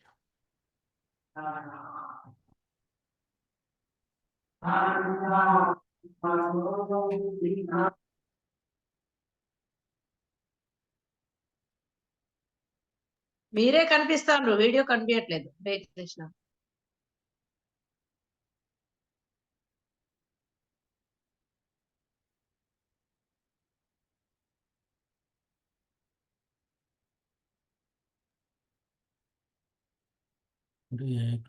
హరే కృష్ణ కృష్ణ కృష్ణ హరే రామ రామ రామ. ప్రభుజీ వీడియో వస్తలేదు కదా? రావట్లేదు. అవును మాతాజీ, రావట్లేదు మాతాజీ. హరే కృష్ణ. హరే కృష్ణ కృష్ణ కృష్ణ హరే హరే హరే రామ రామ రామ. ప్రభుజీ మ్యూట్ చేసుకున్నారు వీడియో అండ్ ఆడియో. దర్శనం రాలే ఎవరికి మాకు. కృష్ణ కృష్ణ హరే హరే రామ హరే వీడియో కూడా మ్యూట్ చేసుకున్నారు, వీడియో రాలే మాకు.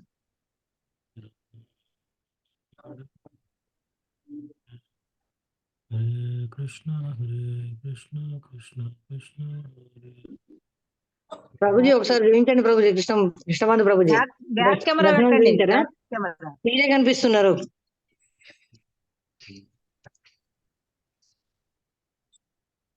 జై శ్రీల ప్రభుపాద్ కి జై.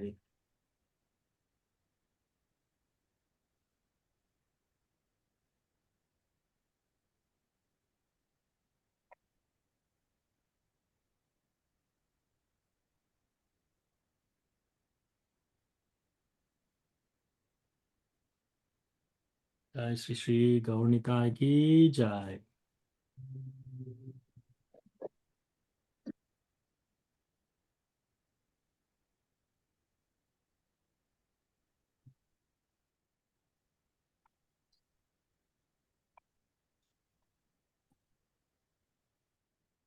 జై జగన్నాథ్ కి జై.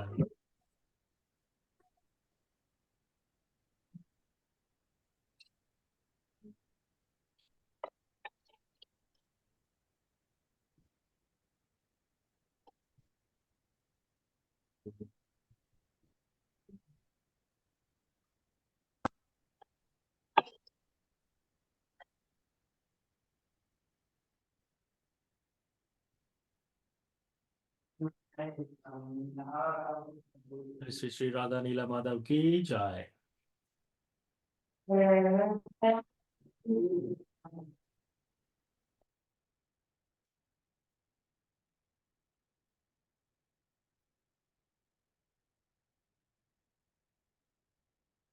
ప్రభుజీ ఆయనతో చెప్పండి ప్రభుజీ, ఒక్క సూర్యుడు భగవాడు ఉంటేనే మనం తట్టుకోలేకపోతున్నాము వేడిని.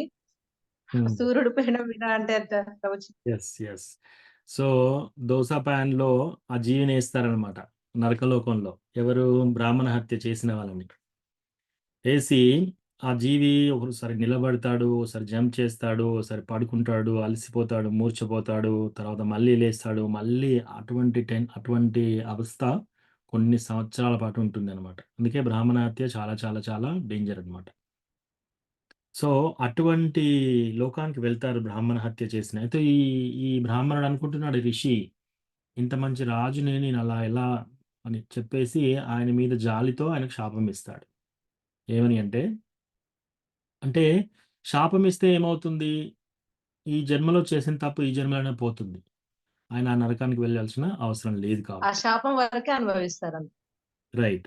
సో, ఆయన ఎలా శాపిస్తాడు? నేనెలా అయితే నా భార్యతో కలిసినప్పుడు నువ్వు ఇలా బాణం వేసి చంపుతున్నావో, నువ్వెప్పుడైనా గూడా కోరికతో నీ భార్యను దగ్గరికి వెళ్ళినప్పుడు నువ్వు గూడా చనిపోతావు అని చెప్పేసి శాపం పెడతాడు.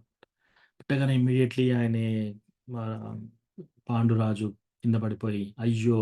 నేనెంత తప్పు చేశాను, బ్రాహ్మణుని హత్య చేశానిప్పుడు. నేనిప్పుడు ప్రాయశ్చిత్తం చేసుకోవాలని చెప్పేసి రాజ్యాన్ని వదిలేస్తాడింక. రాజ్యాన్ని వదిలేసి అన్నకి మొత్తం అప్పగించేసేసి ఇమ్మీడియేట్‌గా నేనిప్పుడు వానప్రస్థ తీసుకొని నేను తపస్సు చేసుకుంటూ నేను ప్రాయశ్చిత్తం చేసుకుంటానని నిర్ణయం తీసుకుంటాడు. నా మిగతా జీవితం అంతా. చూడండి, ఒక రాజు ఎటువంటి నిర్ణయాలు తీసుకుంటున్నాడో చూడండి. అట్లా ఉండాలి మనం కూడా. సీ రాజ్యం ఉంది కదా! పలుకుబడి ఉంది కదా! ఈ శాపం ఎలా చెల్లుతుంది? అట్లా అనుకోలేదు ఆయన. ఆయన ఏం చేశాడు, అన్నీ వదిలేసి ఇప్పుడు నేను ఇక తపస్సు చేసుకుంటాను నా మిగతా లైఫ్ అంతా అని చెప్పేసి. Young age. సో, అట్లా ఆయన వెళ్ళేటప్పుడు కుంతి, మాద్రి కూడా అంటారనమాట. "నువ్వెక్కడికెళ్తే నువ్వెలాగుంటే మేము కూడా అలాగే ఉంటాం నీతో పాటు. నీకు సేవ చేస్తూ మేము కూడా వచ్చేస్తామని." చాలా బ్రతిమలాడతారు. సో, అందరూ ముగ్గురు ఆహ్, వానప్రస్థకు వెళ్ళిపోతారు తపస్సు చేసుకోవడానికి. సో, అట్లా వెళ్ళినప్పుడు అట్లా వాళ్ళు ఆల్మోస్ట్ 10, 12 సంవత్సరాలు ఉండగలుగుతారు. అప్పుడేంటి ఆయన బ్రహ్మచర్యం తీసుకుంటాడింక. సో, బ్రహ్మచర్యంలో 10, 12 సంవత్సరాలు ఉన్నప్పుడు ఇప్పుడు ఇంకా పాండురాజు అనుకుంటున్నాడనమాట. అయ్యో! ఇప్పుడు నా రాజ్యాన్ని పెంచాలి కదా! ఇప్పుడు నాకు పిల్లలు కావాలి కదా! సో, నేను కింద మహర్షి శాపం ద్వారా ఇప్పుడు నేను పిల్లల్ని కనలేను. సో, ఇప్పుడు రాజ్యంలో మరి నా తర్వాత ఇంకా ఈ రాజ్యాన్ని ఎవరు పాలిస్తారు? అని చెప్పి అలా ఆలోచిస్తూ ఓ రోజు కుంతి మహారాణి దగ్గరికి వెళ్ళి, సో, ఇటువంటి క్లిష్ట పరిస్థితుల్లో క్షత్రియుడి కంటే అధికమైన బ్రాహ్మణుని కానీ, ఋషిని కానీ పిలిచి వాళ్ళ ద్వారా పిల్లల్ని కనొచ్చనమాట. అప్పుడు ఆ పిల్లలు వేదిక దాని సిస్టమ్ ప్రకారం వీళ్ళ వంశ పిల్లల్లాగానే అవుతారనమాట. ఎట్లా ఇప్పుడు ఈ వ్యాసదేవ్ వాళ్ళ తల్లిదండ్రులు కూడా వ్యాసదేవుని నుంచి పుట్టిన వాళ్ళే కదా! విచిత్ర వీర్య వాళ్ళు కూడా. సో, అట్లా చెప్తే కుంతి మహారాణి అంటుందనమాట. నేను డెఫినైట్‌లీ అలాంటి పని చేయలేను అనంటే, కుంతి మహారాణి ఒక ఐడియా ఇస్తుంది. యాక్చువల్‌గా నేను శాస్త్రాల్లో చదివాను. ఒక భర్త చనిపోయిన తర్వాత కూడా భార్య ఎళ్లి ఆ భర్తతో ఏడుస్తూ కౌగిలించుకుంటే ఆమె ప్రెగ్నెంట్ అవుతుంది. ఆమె పిల్లల్ని కంటారంటే, అంతటి శక్తి నాకు లేదు. అలా నేను చేయలేనని. అట్లా అంటే ఈ డిస్కషన్స్ అయ్యేటప్పుడు అప్పుడు కుంతి మహారాణి చెప్తుంది. నాకొక వరం ఉంది. నేనెవరినైనా దేవతలను దేవుళ్ళని నేను పిలవచ్చు. అట్లా సంతానం గురించి అని చెప్పి. అట్లా చెప్పగానే పాండు చాలా హ్యాపీగా అయిపోతాడనమాట. హ్యాపీ అయిపోయి ఇమ్మీడియేట్‌గా నువ్వు రాజ్యంలో అందరికంటే రాజుకి కావాల్సింది ధర్మం. సో, ధర్మం సరిగ్గా ఉంటే మనకు జయం గ్యారంటీ సంభవిస్తుందనమాట. మనకు ఎటువంటి క్లిష్ట పరిస్థితుల్లోనైనా ధర్మాన్ని వీడకూడదు. అది చాలా ఇంపార్టెంట్. సో, నువ్వేం చేయంటే ఫస్ట్ యమధర్మరాజుని పిలువు అంటాడు. సో, ఈమె మంత్రం ద్వారా యమధర్మరాజుని పిలిచి అప్పుడు యమధర్మరాజు పుత్రుడు యుధిష్ఠిరుడు పుడతాడు.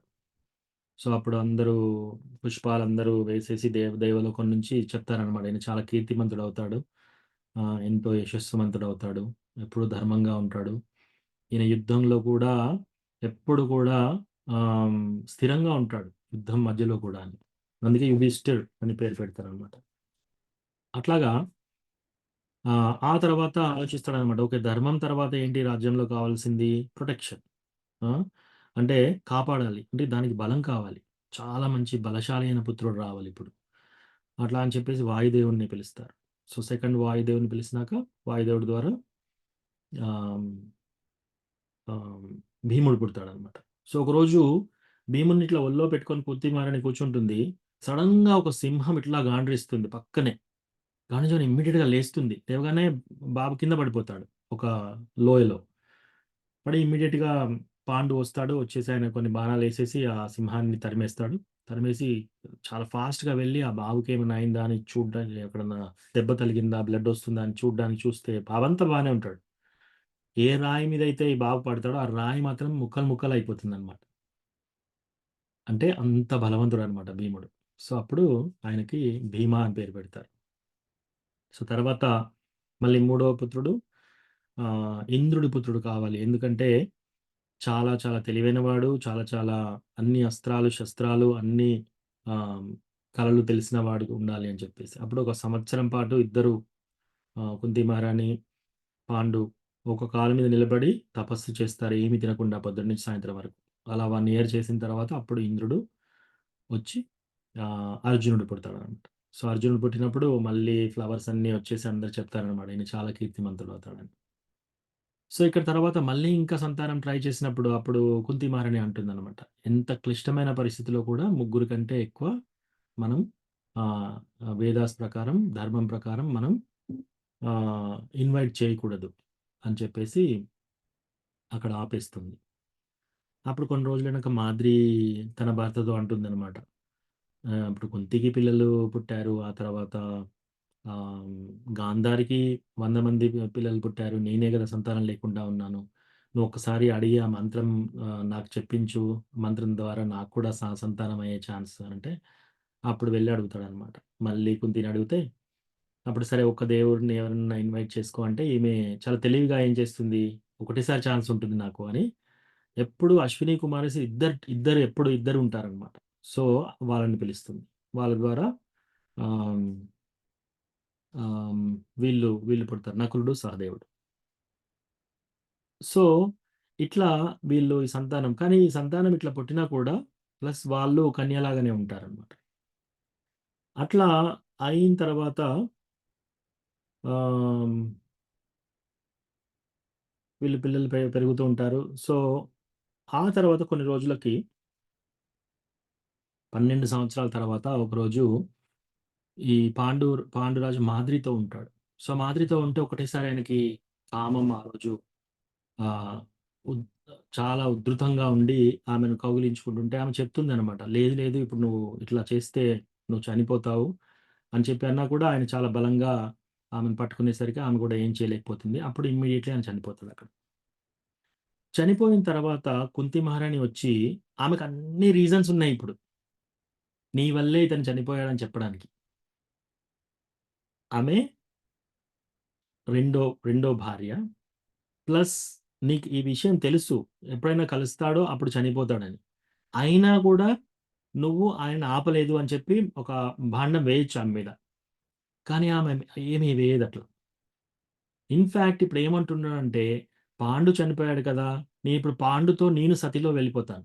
సతి అంటే ఏంటంటే భర్త చనిపోయినాక ఇంకా భార్యకి భర్త కాలిపోయే మంటలోకి వెళ్ళిపోతే భర్త ఏ లోకానికి వెళ్తే భార్య కూడా ఆ లోకం వెళ్తుందనమాట. సో ఇమ్మీడియేట్‌గా నేను మొదటి భార్యని కాబట్టి నాకు రైట్ ఉంటుంది. నేను వెళ్తాను. నువ్వు పిల్లల్ని నువ్వు చూసుకో. లేదు లేదు నేనుంటాను నువ్వు వెళ్ళు. వీళ్ళిద్దరి మధ్యలో కుంతి ఉన్న మాద్రి మధ్యలో ఇది నడుస్తుందనమాట. ఇట్లా నడుస్తుంటే లాస్ట్‌కి మాద్రి ఒక పాయింట్ చెప్తుందనమాట. ఆయన చనిపోయేటప్పుడు నాతో ఉన్నాడు. కానీ ఆయన కోరిక తీరకుండా చనిపోయాడు కదా! సో అందువల్ల నేను వెళ్తాను. అంటే అప్పుడు కుంతి మహారాణి అగ్రీ అవుతుందనమాట. సో చూడండి ఆ డెసిషన్స్ కూడా ఎలా తీసుకుంటుందో, ఎంత క్లిష్టమైన పరిస్థితిలో, ఎటువంటి పరిస్థితిలో తీసుకుంటుంది. సో అట్లా తీసుకొని అప్పుడు అందరిని 5 పిల్లల్ని పెట్టుకొని ఆమె త్యాగం చేస్తుంది. సో అట్లా మాద్రి వెళ్ళిపోతుంది. ఆ తర్వాత వీళ్ళు వచ్చేస్తారు. వచ్చేసి ఇంకా రాజ్యంలోకి వచ్చినప్పుడు అప్పటినుంచి వీళ్ళ పిల్లల్ని ఎలా చంపాలని దుర్యోధనుడు ప్లాన్ చేస్తుంటాడనమాట. ఒకరోజు అన్ని ఫుడ్ ప్రిపరేషన్స్‌లో విషం పెడతాడు దుర్యోధనుడు. అన్నిట్లలో పెట్టి తన చేత్తోటే బాగా వడ్డించి తినిపిస్తాడనమాట భీముడికి. కేక్స్, పాయసము, అన్నము అన్ని రకరకాల వంటలు అన్నిట్లలో విషం పెట్టేసి, ఆ విషం ఎంత 100 మందిని చంపే విషం ఈయనొక్కనికి తినిపిస్తాడు. సో భీముడు ఇంకా బలంగానే ఉంటాడు. ఇప్పుడు మనందరం కలిసి వాటర్ స్పోర్ట్స్‌కి వెళ్దాం. నీటి ఆటలు అని చెప్పేసి అక్కడికి వెళ్ళి చెరువు పక్కన ఆడుతూ ఉంటారనమాట. పొద్దున్న నుంచి సాయంత్రం వరకు ఆడుతుంటారు. అక్కడ ఏంటి ఆ చెరువులో అందరినీ ఇట్లా భీముడు వాళ్ళందరి భుజాల వాళ్ళ తలల పైన ఈయన భుజాలుంటాయి. సో ఇంత హైట్ ఉంటాడు. అందరిని పట్టి ఇట్లా లేపి ఇట్లా తిప్పి అందులో ఏసేస్తున్నాడు నీళ్ళలో. తర్వాత అందరు దగ్గరలో ఎవరు లేకపోతే ఈయనే ఆ నీళ్ళలో పడుతున్నాడు భీముడు. పడ్డప్పుడు ఆ నీళ్ళన్నీ ఇట్లా చెదిరిపోయి అందరి మీద పడి తడుస్తున్నారనమాట. అట్లా అందరూ ఆడుతున్నారు. పొద్దున్న నుంచి సాయంత్రం వరకు ఆడి, ఆడి, ఆడి అప్పుడు సాయంత్రం వరకు అలసిపోతారు. అప్పుడు భీముడు కొంచెం మత్తు ఎక్కుతూ ఉంటుందనమాట ఆయనకి. 100 మందిని చంపే పాయిజన్ ఇస్తాడాయనకి.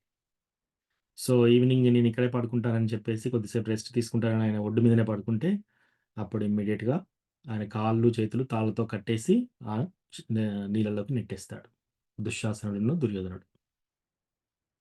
సో, ఇంత అందరూ వెతుకుతున్నారు. నలుగురు పాండవులు కలిసి భీముడెక్కడా? భీముడెక్కడా? అని ఇంటికి పోయే టైం అయింది అనంటే, అప్పుడు దుర్యోధనుడు అంటాడు ఇంటికెళ్ళిపోయాడేమో ఆల్రెడీ. అంటే ఈయనేమనుకుంటాడు నిజంగానే అందరూ నాలాగానే మాట్లాడుతున్నారేమో. ఆహ్, అందరూ అలాగే చెప్తారు గదా! ఏమి కపటం లేకుండా అని చెప్పి నిజమే అనుకోని వెళ్ళిపోతారు. కుంతిమారని అడుగుతుంది ఏమైంది? భీమా ఎక్కడ? సో, ఇంక భీముడు రాలేదు. ఇంటికొచ్చాడేమో అనుకున్నాం మేము. అని చెప్పేసి లేదు లేదు మళ్ళీ వెళ్లి వెతకండి అని అంటుంది. మళ్ళీ వస్తారు. మళ్ళీ తర్వాత అందరూ వెళ్తారు. సో, కుంతిమహారాణి యొక్క కండిషన్ చూడండక్కడ. భర్త చనిపోయాడు. 5 పిల్లల్ని చూస్తుంటే ఒక కొడుకు ఇంటికి రాడు.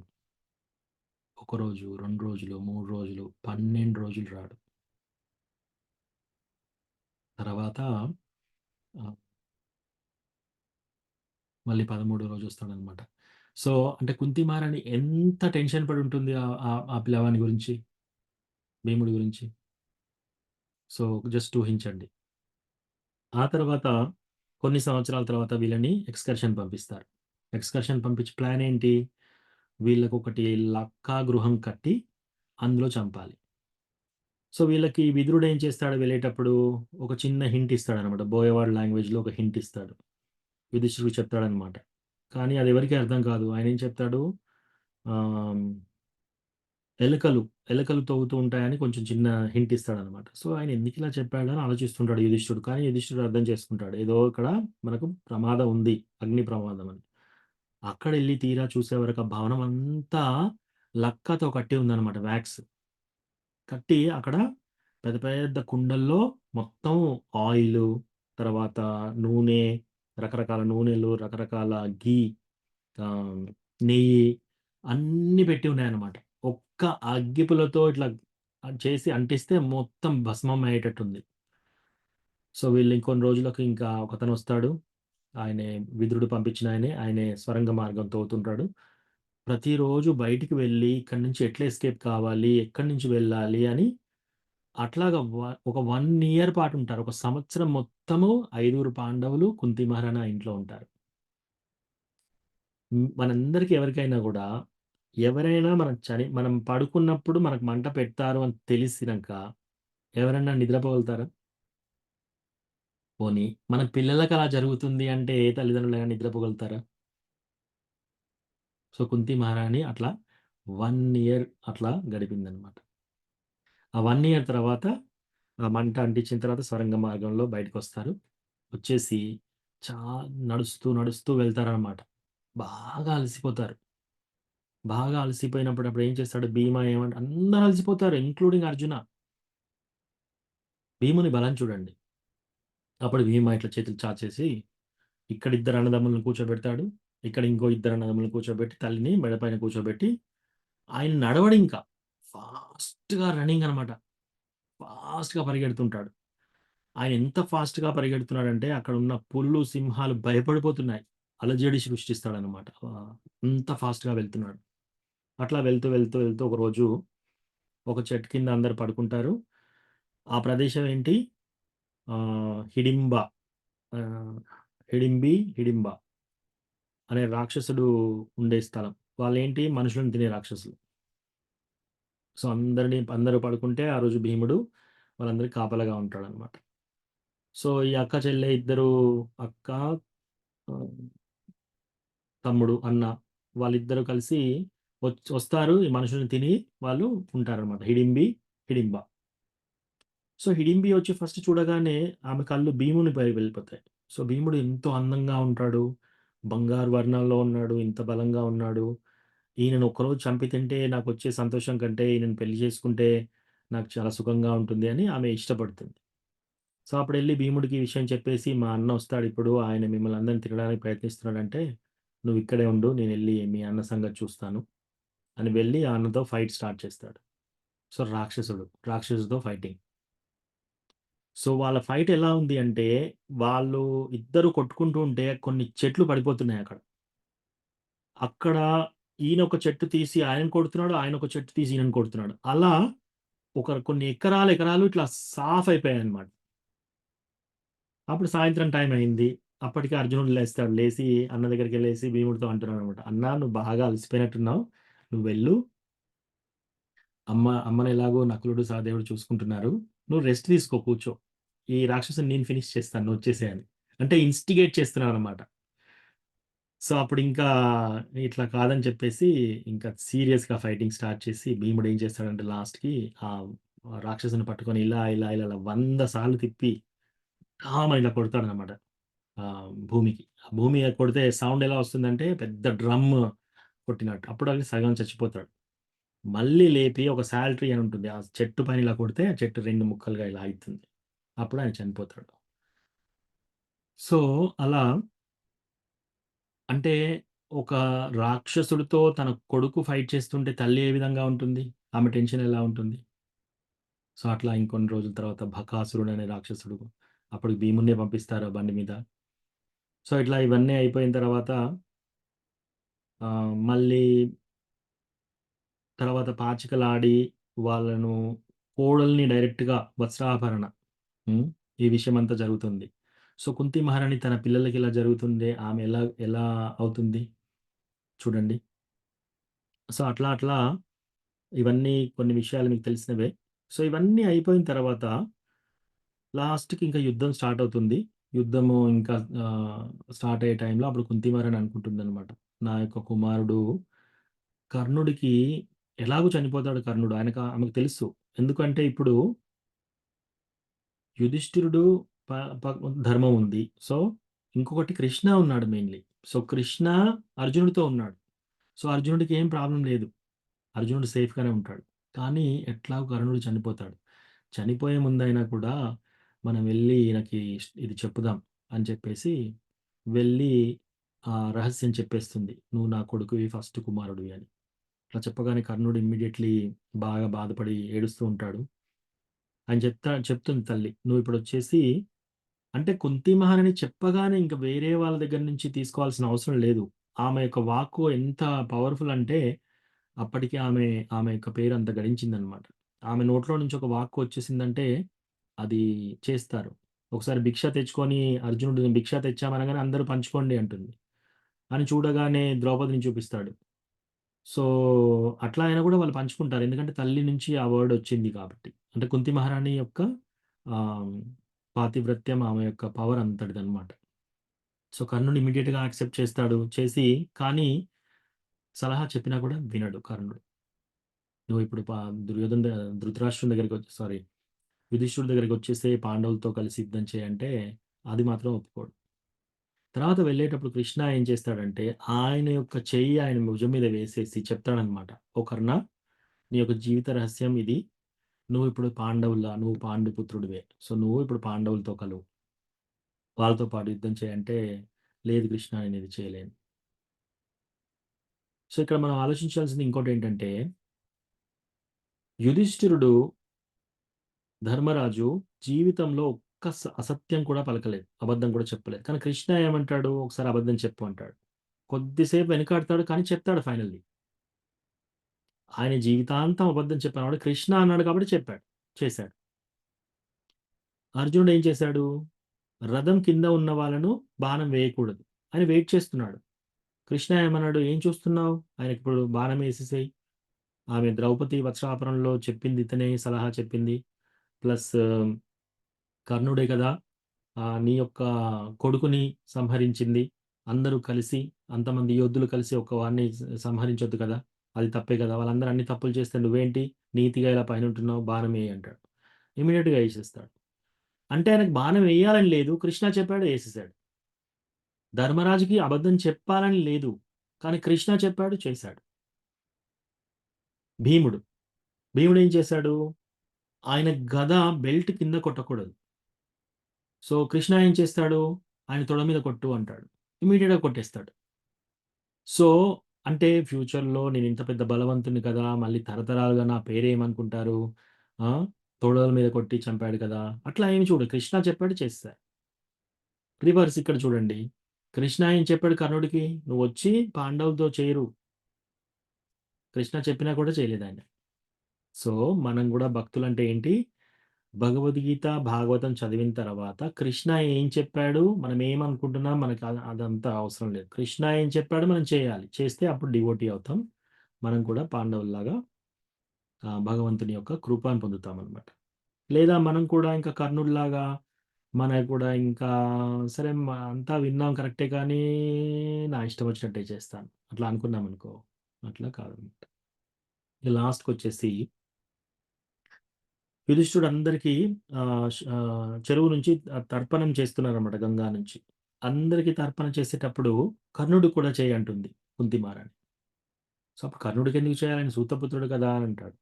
అంటే లేదు ఆయనే పాండుపుత్రుడు మొదటి పుత్రుడు అని చెప్పగానే అప్పుడు ఇమ్మీడియేట్‌లీ యుధిష్ఠిరుడు శాపం పెడతాడు ఆమెకి. సో, జస్ట్ చూడండి యుధిష్ఠిరుడు అంటే ఎవరు? యుద్ధం మధ్యలో కూడా స్థిరంగా ఉండేవాడు. ధర్మానికి ప్రతీక. ధర్మరాజు. ఎప్పుడు ప్రశాంతంగా ఉండేవాడు. ఆ! అంత చక్కని కొడుకు తల్లిని డైరెక్ట్ శపించాడంటే ఇంక కుంతి మహారాణి అది కూడా టాలరేట్ చేసింది. సహించింది. సో, మనకు కష్టాలొచ్చినప్పుడు మనం చూడాలి. కుంతి మహారాణి నా పొజిషన్‌లో ఉంటే ఏమవుతుంది? ఆమె ఏం చేస్తుంది? కుంతి మహారాణి పడ్డ కష్టాలు అసలు ఇంకెవ్వరూ పడలేదు మహాభారత్‌లో. సో, మనం అలా తీసుకొని భగవంతునికి దగ్గర కావాలన్నమాట. సో, ఇప్పుడు కుంతి మహారాణి ఇంక కొన్ని ప్రేయర్స్ చేస్తుంది. దాంట్లో ఏం చెప్తుంది కుంతి మహారాణి? జన్మైశ్వర్యశ్రుతశ్రీభిరేదమానా మదః పుమాన్ నైవార్హత్య విధాతుం వై త్వామకించన గోచరం. జన్మ, ఐశ్వర్య, శ్రుత, శ్రీ అధికమైన జన్మ ఉండొచ్చు. మంచి జన్మ బ్రాహ్మణుని కుటుంబంలో పుట్టొచ్చు. అయినా కూడా కృష్ణ దక్కడు. ఐశ్వర్య. ఐశ్వర్యం అంటే ఎంతో ధనం ఉండొచ్చు. అయినా కృష్ణ దక్కడు. జన్మ, ఐశ్వర్య, శ్రుత చాలా చక్కగా మీరు చదవచ్చు. చాలా విద్వాంసులు, పండితులు. అయినా కూడా కృష్ణ దక్కడు. జన్మ, ఐశ్వర్య, శ్రుత, శ్రీభిర్ అంటే చాలా అందంగా ఉన్నారనుకోండి. అయినా కూడా కృష్ణ దక్కడు. ఎవరికి దక్కుతాడంట? నైవార్హత్యభిధాతుం వై త్వామకించన గోచరం. ఇన్‌ఫాక్ట్ ఏదమాన మద పుమాన్ ఈ జన్మ, ఐశ్వర్య, శ్రుత, శ్రీ ఎవరికైనా ఉందనుకో ఏమవుతుంది? మదం పెరుగుతుంది. ఏదమాన మద పుమాన్ దాంతో పాటు ఇంకా గర్వము, మదము పెరుగుతుంది. కానీ ఎవరైతే త్వామకించన గోచరం. ఓ కృష్ణ నా దగ్గర ఉంది ఏది నాది కాదు. అన్నీ కృష్ణ వల్లనే నాకు ఇవన్నీ వచ్చాయని ఎవరైతే అనుకుంటారో వాళ్ళకి నువ్వు దక్కుతావు. సపోజ్ ఎవరైనా రాజు ఏమనుకుంటున్నాడు? ఈ రాజ్యం కృష్ణ వల్లనే వచ్చింది. ఈ పవర్ నాకొచ్చిన పవరు కృష్ణ వల్లనే. నా బలం కృష్ణ వల్లనే వచ్చింది. నా తెలివితేటలు కృష్ణ వల్లనే వచ్చినాయి. ఇట్లా అనుకోని ఒక రాజు అనుకుంటుంటే ఆయనకు కృష్ణ దక్కుతాడు. కానీ ఒక బిచ్చగాడేంటి? ఆయనకున్నది ఒక చిప్ప. ఈ చిప్ప నాది. స్వామి భావం. నేను ఈ చిప్పకు ఓనర్. ఆయనకి ఏమీ లేదు ఆయన దగ్గర. ఓ చిప్ప మాత్రమే ఉంది. ఈ చిప్ప నాది అని ఎవరైతే అనుకున్నారనుకోండి, వాళ్ళకి కూడా కృష్ణ దక్కడు. సో, ఇక్కడ ధనము ఇది కాదు ముఖ్యం. మన లోపట ఉన్న ప్రతీది కూడా కృష్ణ నుంచే వచ్చింది మనకి. కుంతి మహారాణి చెప్తుంది ఈ ప్రేయర్.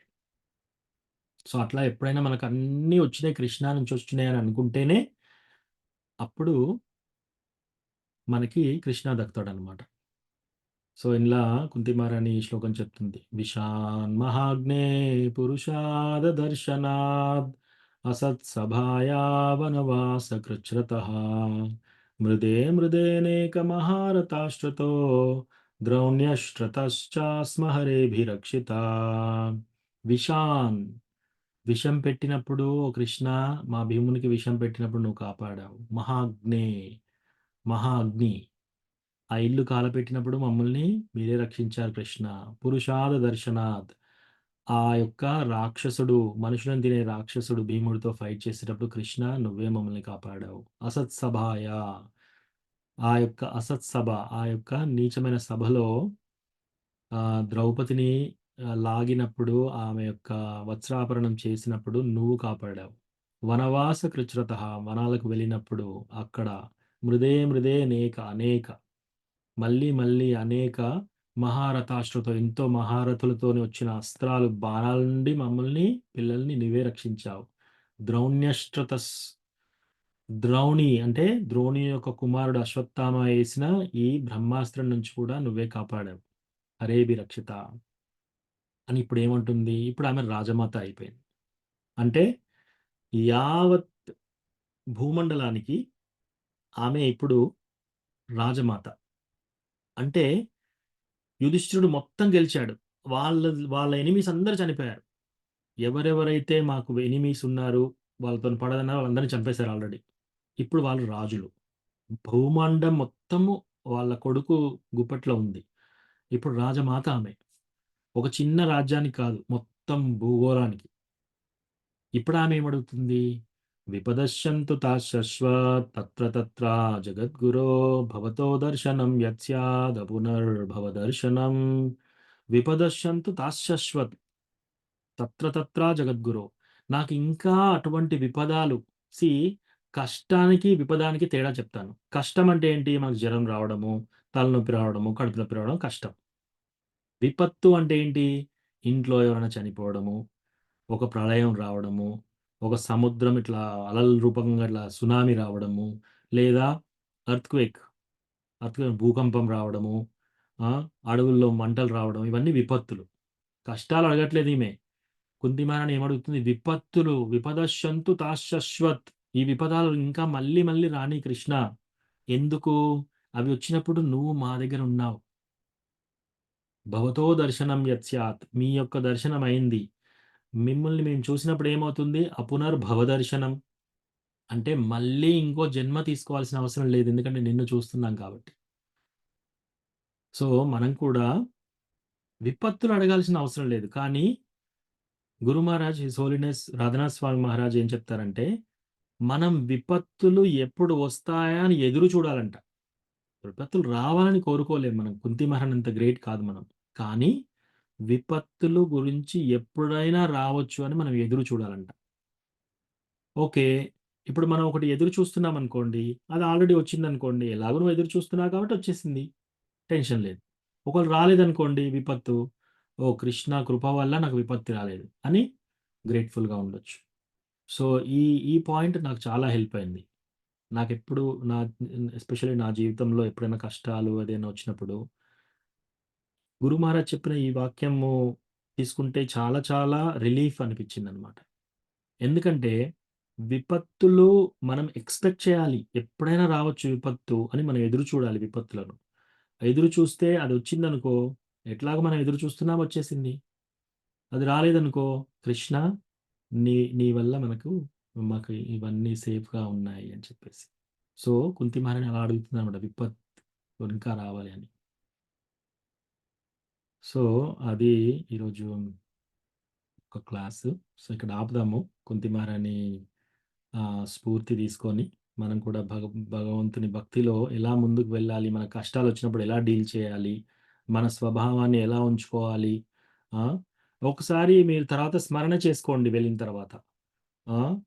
తన యొక్క తోటి ఇంకొక భార్య సేమ్ భర్తతోని ఆమె వచ్చినప్పుడు ఆమె ఎలా చూసుకుంది, ఆమె చనిపోయేటప్పుడు ఆమె ఎలా ప్రవర్తించింది, ఆమెకి ఈమె కాంపిటీషన్ ఉన్నప్పుడు ఎలా చేసింది, పిల్లలకు ప్రాబ్లమ్స్ వచ్చినప్పుడు ఎలా చేసింది, ఆమె యొక్క డిపెండెన్స్ కృష్ణ మీద ఆమె ఎంత డిపెండ్ అయిపోయింది, ఇవన్నీ చక్కగా మనం లెసన్స్ తెలుసుకోవచ్చు అనమాట ఈ యొక్క దాంతో. సో ఇక్కడ ఆపుదాం ఇవాళ. ఎవరికైనా ఏమైనా ప్రశ్నలు కామెంట్స్ ఉంటే చెప్పండి. హరే కృష్ణ. హరే కృష్ణ హరే ప్రభుజీ. కృష్ణ ప్రభుజీ. హరే కృష్ణ. ఉరుక్రమ పరమేశ్వర ప్రభు మీరు చేయి పెట్టారు, ఫస్ట్ మీరు చెప్పండి, తర్వాత సుధా మాతాజీ. హరే కృష్ణ ప్రభుజీ. ఈ టీచర్స్ డే ప్రభుజీ, ఇవాళ మంచి టీచింగ్స్ ఇచ్చారు ఇవాళ ప్రభుజీ. ఒక చిన్న ఈ కుంతి మహారాణికి అల్లుడి వరుస కదా కృష్ణుడు. ఆ యొక్క అంటే కృష్ణ భక్తి కలగడానికి తనకు అంటే అంతకుముందు నారాయణను కొలిచేవారు. కృష్ణుడు అంటే రావడానికి ముందు ఈ యొక్క కృష్ణ భక్తిలో తను రావడానికి జరిగిన సంఘటన ఏంటి ప్రభు? సో కుంతి మహారాణి వచ్చేసి ఆమె కృష్ణ భగవాన్ యొక్క సక్సెస్ పోటెన్సీ. అంటే కృష్ణ భగవానునికి అంతరంగ శక్తులు, బహిరంగ శక్తులు, అటువంటి ఒక శక్తి సక్సెస్ శక్తి. సక్సెస్ తెలుగులో ఏమంటారు ప్రభు? ఆంతరిక భక్తురాల్లో ఉంటారు ప్రభు.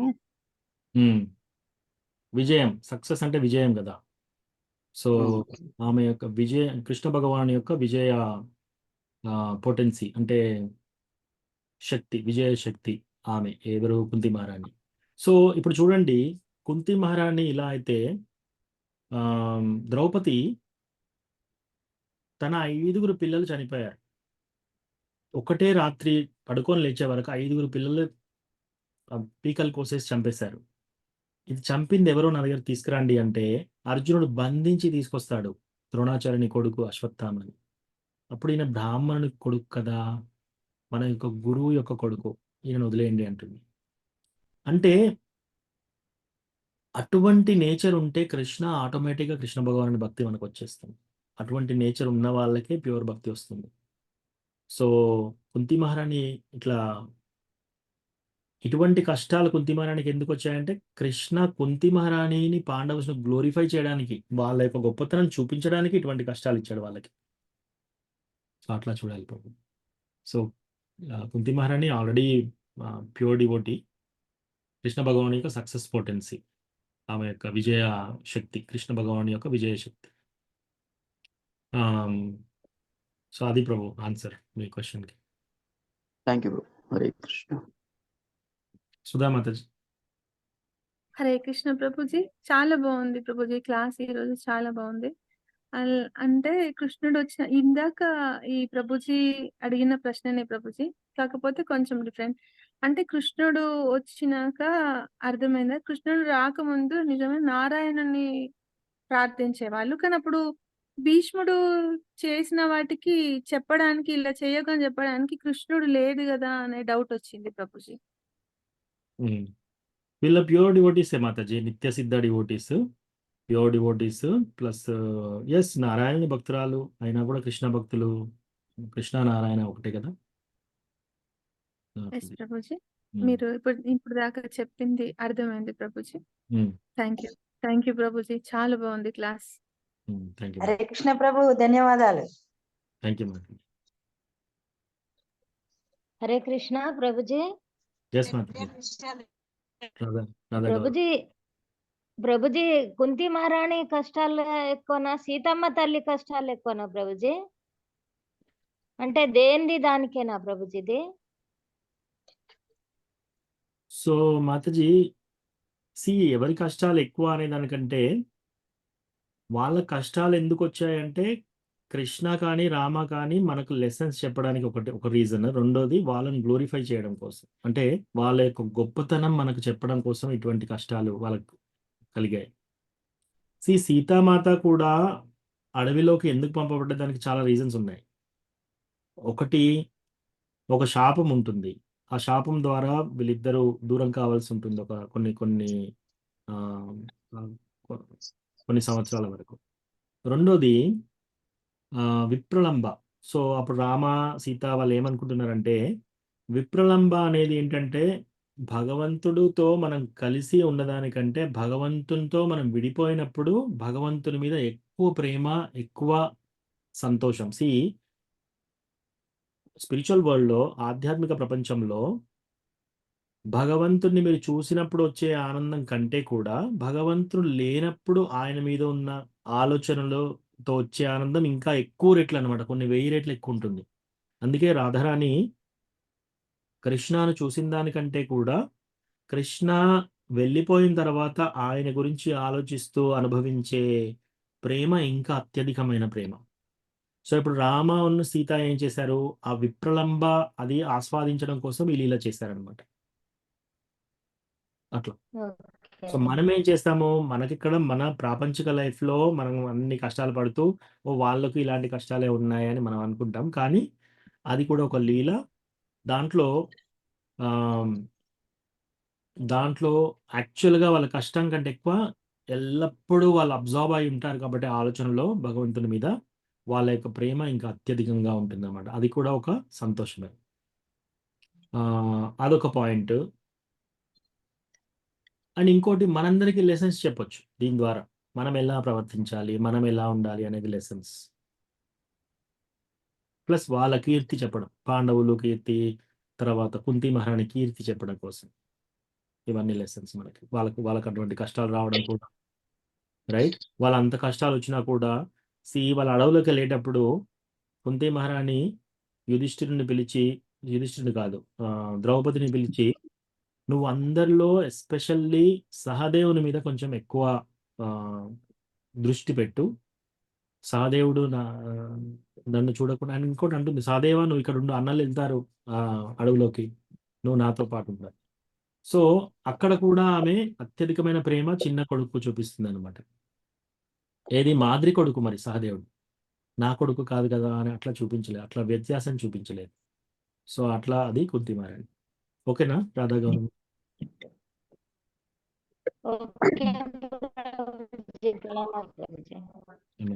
సరితా మాతాజీ. హరే కృష్ణ ప్రభు. సరితా మాతాజీ ఏదో ప్రశ్న ఉంది. ప్రభుజీ ప్రభుజీ భీముని ఎవరు కాపాడతారు ప్రభుజీ? అలా వాటర్ పడిపోతాం కదా, 12 రోజులు ఉంటారు అన్నారు కదా ప్రభుజీ. సో భీముడు ఏం చేస్తాడంటే విషం తీసుకున్న తర్వాత నీళ్ళలో వేసినాక పాతాళ లోకానికి వెళ్తాడు. నాగలోకానికి వెళ్తాడు. ఆ నాగలోకంలో కుంతి మహారాణి యొక్క చుట్టాలు ఉంటారనమాట, పూర్వీకులు. సో వాళ్ళు గమనిస్తారు ఈయన కుంతిపుత్రుడు అని చెప్పేసి. ఆయన ఎప్పుడు నాగలోకానికి చేరుతాడో కొన్ని పాములు ఆయన కాటేస్తాయి. తర్వాత విషముకు ఇంకో విషమే విరుగుడు. సో దాని ద్వారా విరుగుడు జరుగుతుంది. తర్వాత వాళ్ళు ఏం చేస్తారంటే ఒక డ్రింక్ తీసుకొస్తారనమాట భీముడికి. ఆ డ్రింక్ తాగగానే ఆయనకు ఒక్కొక్క డ్రింక్కి 1000 ఏనుగుల బలం వస్తుంది అనమాట. ఒక గ్లాసు, రెండోది, మూడోది, అట్లా 10 గ్లాసులు తాగుతాడు అనమాట. సో అట్లా 10,000 ఏనుగుల బలంతో తయారైపోయి మళ్ళీ వస్తాడు బ్యాక్. సో నాగలోకంలోకి వెళ్ళి అక్కడ వాళ్ళు రక్షించి ఆయన మళ్ళీ పంపిస్తారు. కృష్ణ ప్రభుజీ ప్రణామాలు. రామావతారంలో ఆయన అడవులకు వెళ్ళినప్పుడు అక్కడ మునులందరూ చూసి ఆయన అందాన్ని బాగా ఇష్టపడి, మీ అందాన్ని చూసి మేము అసలు ఆశ్చర్యచకితులమవుతున్నాము, నీతోనే ఎప్పుడు ఉండాలని అనిపిస్తుంది మాకు, నేను వదిలి ఉండలేకపోతున్నామని. అంటే ఈ యుగంలో కాదు, ద్వాపరగా నాకు గోపికలుగా నాతో పాటు ఉంటారు అనేసి అని చెప్పి అన్నారని విన్నాను ప్రభుజీ. ఎస్ మాతాజీ, అది నిజమే మాతాజీ. హరే కృష్ణ ప్రభుజీ. ఎస్ మాతాజీ. ప్రభుజీ, ఒక అమ్మాయి చనిపోయింది అంటే బలవంతంగా, తన ఆత్మకి శాంతి చేరాలంటే ఏం చేయాలి?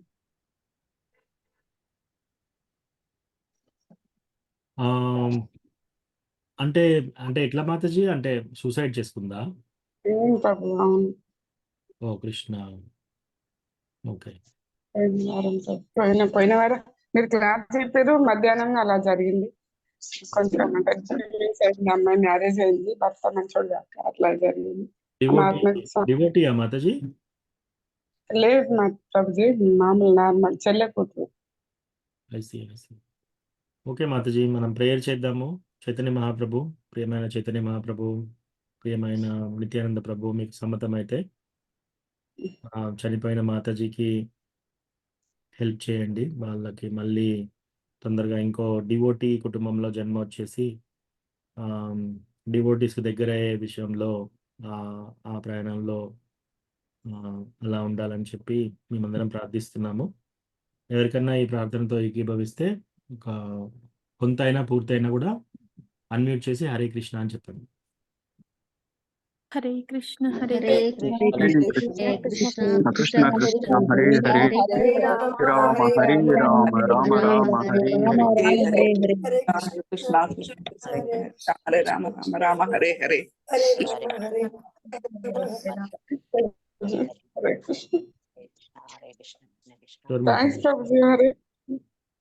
థ్యాంక్ యూ మాతాజీ. ఇంకొకటి వాళ్ళ పేరెంట్స్ కానీ ఎవరైనా వాళ్ళ పిల్లలు కానీ ఉంటే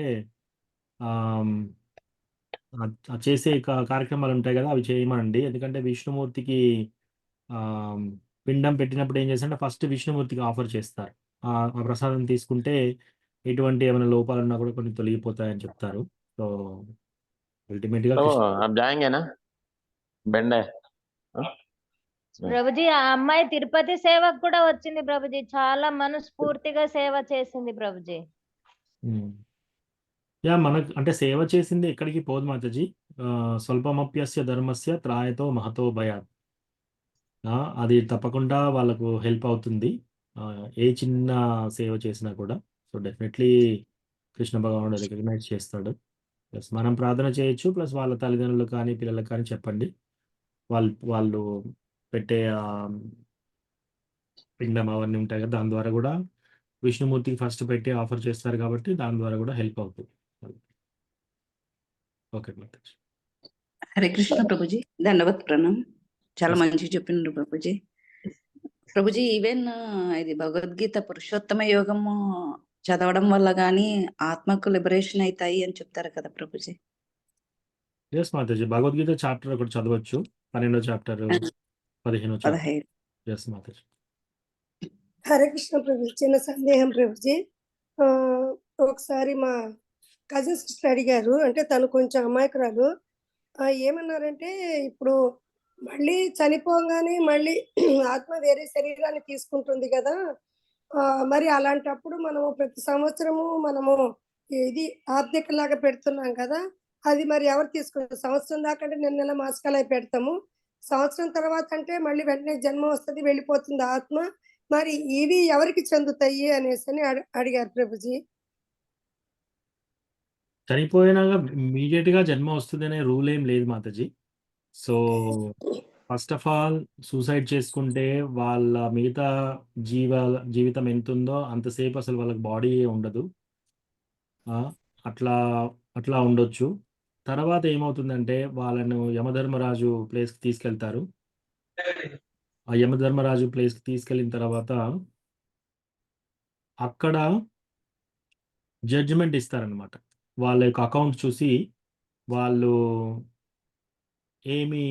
ఏం చేశారు, ఏం తప్పులు చేశారు, ఆ జడ్జిమెంట్ అంతా తీసుకున్న తర్వాత నిర్ణయం తీసుకుంటారు అనమాట. వీళ్ళకు ఎటువంటి జన్మ రావాలి, ఫస్ట్ మానవ జన్మ ఓకేనా, లేకపోతే పశువు జన్మనా, వాళ్ళ యొక్క కోరికలు ఎలా ఉన్నాయి, వాళ్ళ యొక్క ప్రవర్తన ఎలా ఉంది, వాళ్ళు బ్రతికున్నప్పుడు ఎలా చేశారు, దాన్ని బట్టి నెక్స్ట్ జీవితము డిసైడ్ అవుతుంది. తర్వాత ట్రైనింగ్ ఇప్పిస్తారు ఆ యొక్క జీవికి మీద ట్రైనింగ్. అంతకంటే ముందు వాళ్ళకి కావాల్సిన నరకము, ఎన్ని సంవత్సరాల నరకంలో ఉంటారో, ఎన్ని సంవత్సరాలు వాళ్ళకి ఏమైనా స్వర్గము ఉంటే అవకాశం ఉంటే అక్కడికి వెళ్ళి కొన్ని సంవత్సరాలు అక్కడ ఉండి, ఆ తర్వాత వాళ్ళకి నెక్స్ట్ లైఫ్ ఏంటిదో ఇచ్చి ట్రైనింగ్ ఇచ్చి పంపిస్తారనమాట. సో ఈ రెండింటి మధ్యలో చాలా ఉంటుంది, కొన్ని జన్మలు కూడా ఉండొచ్చు.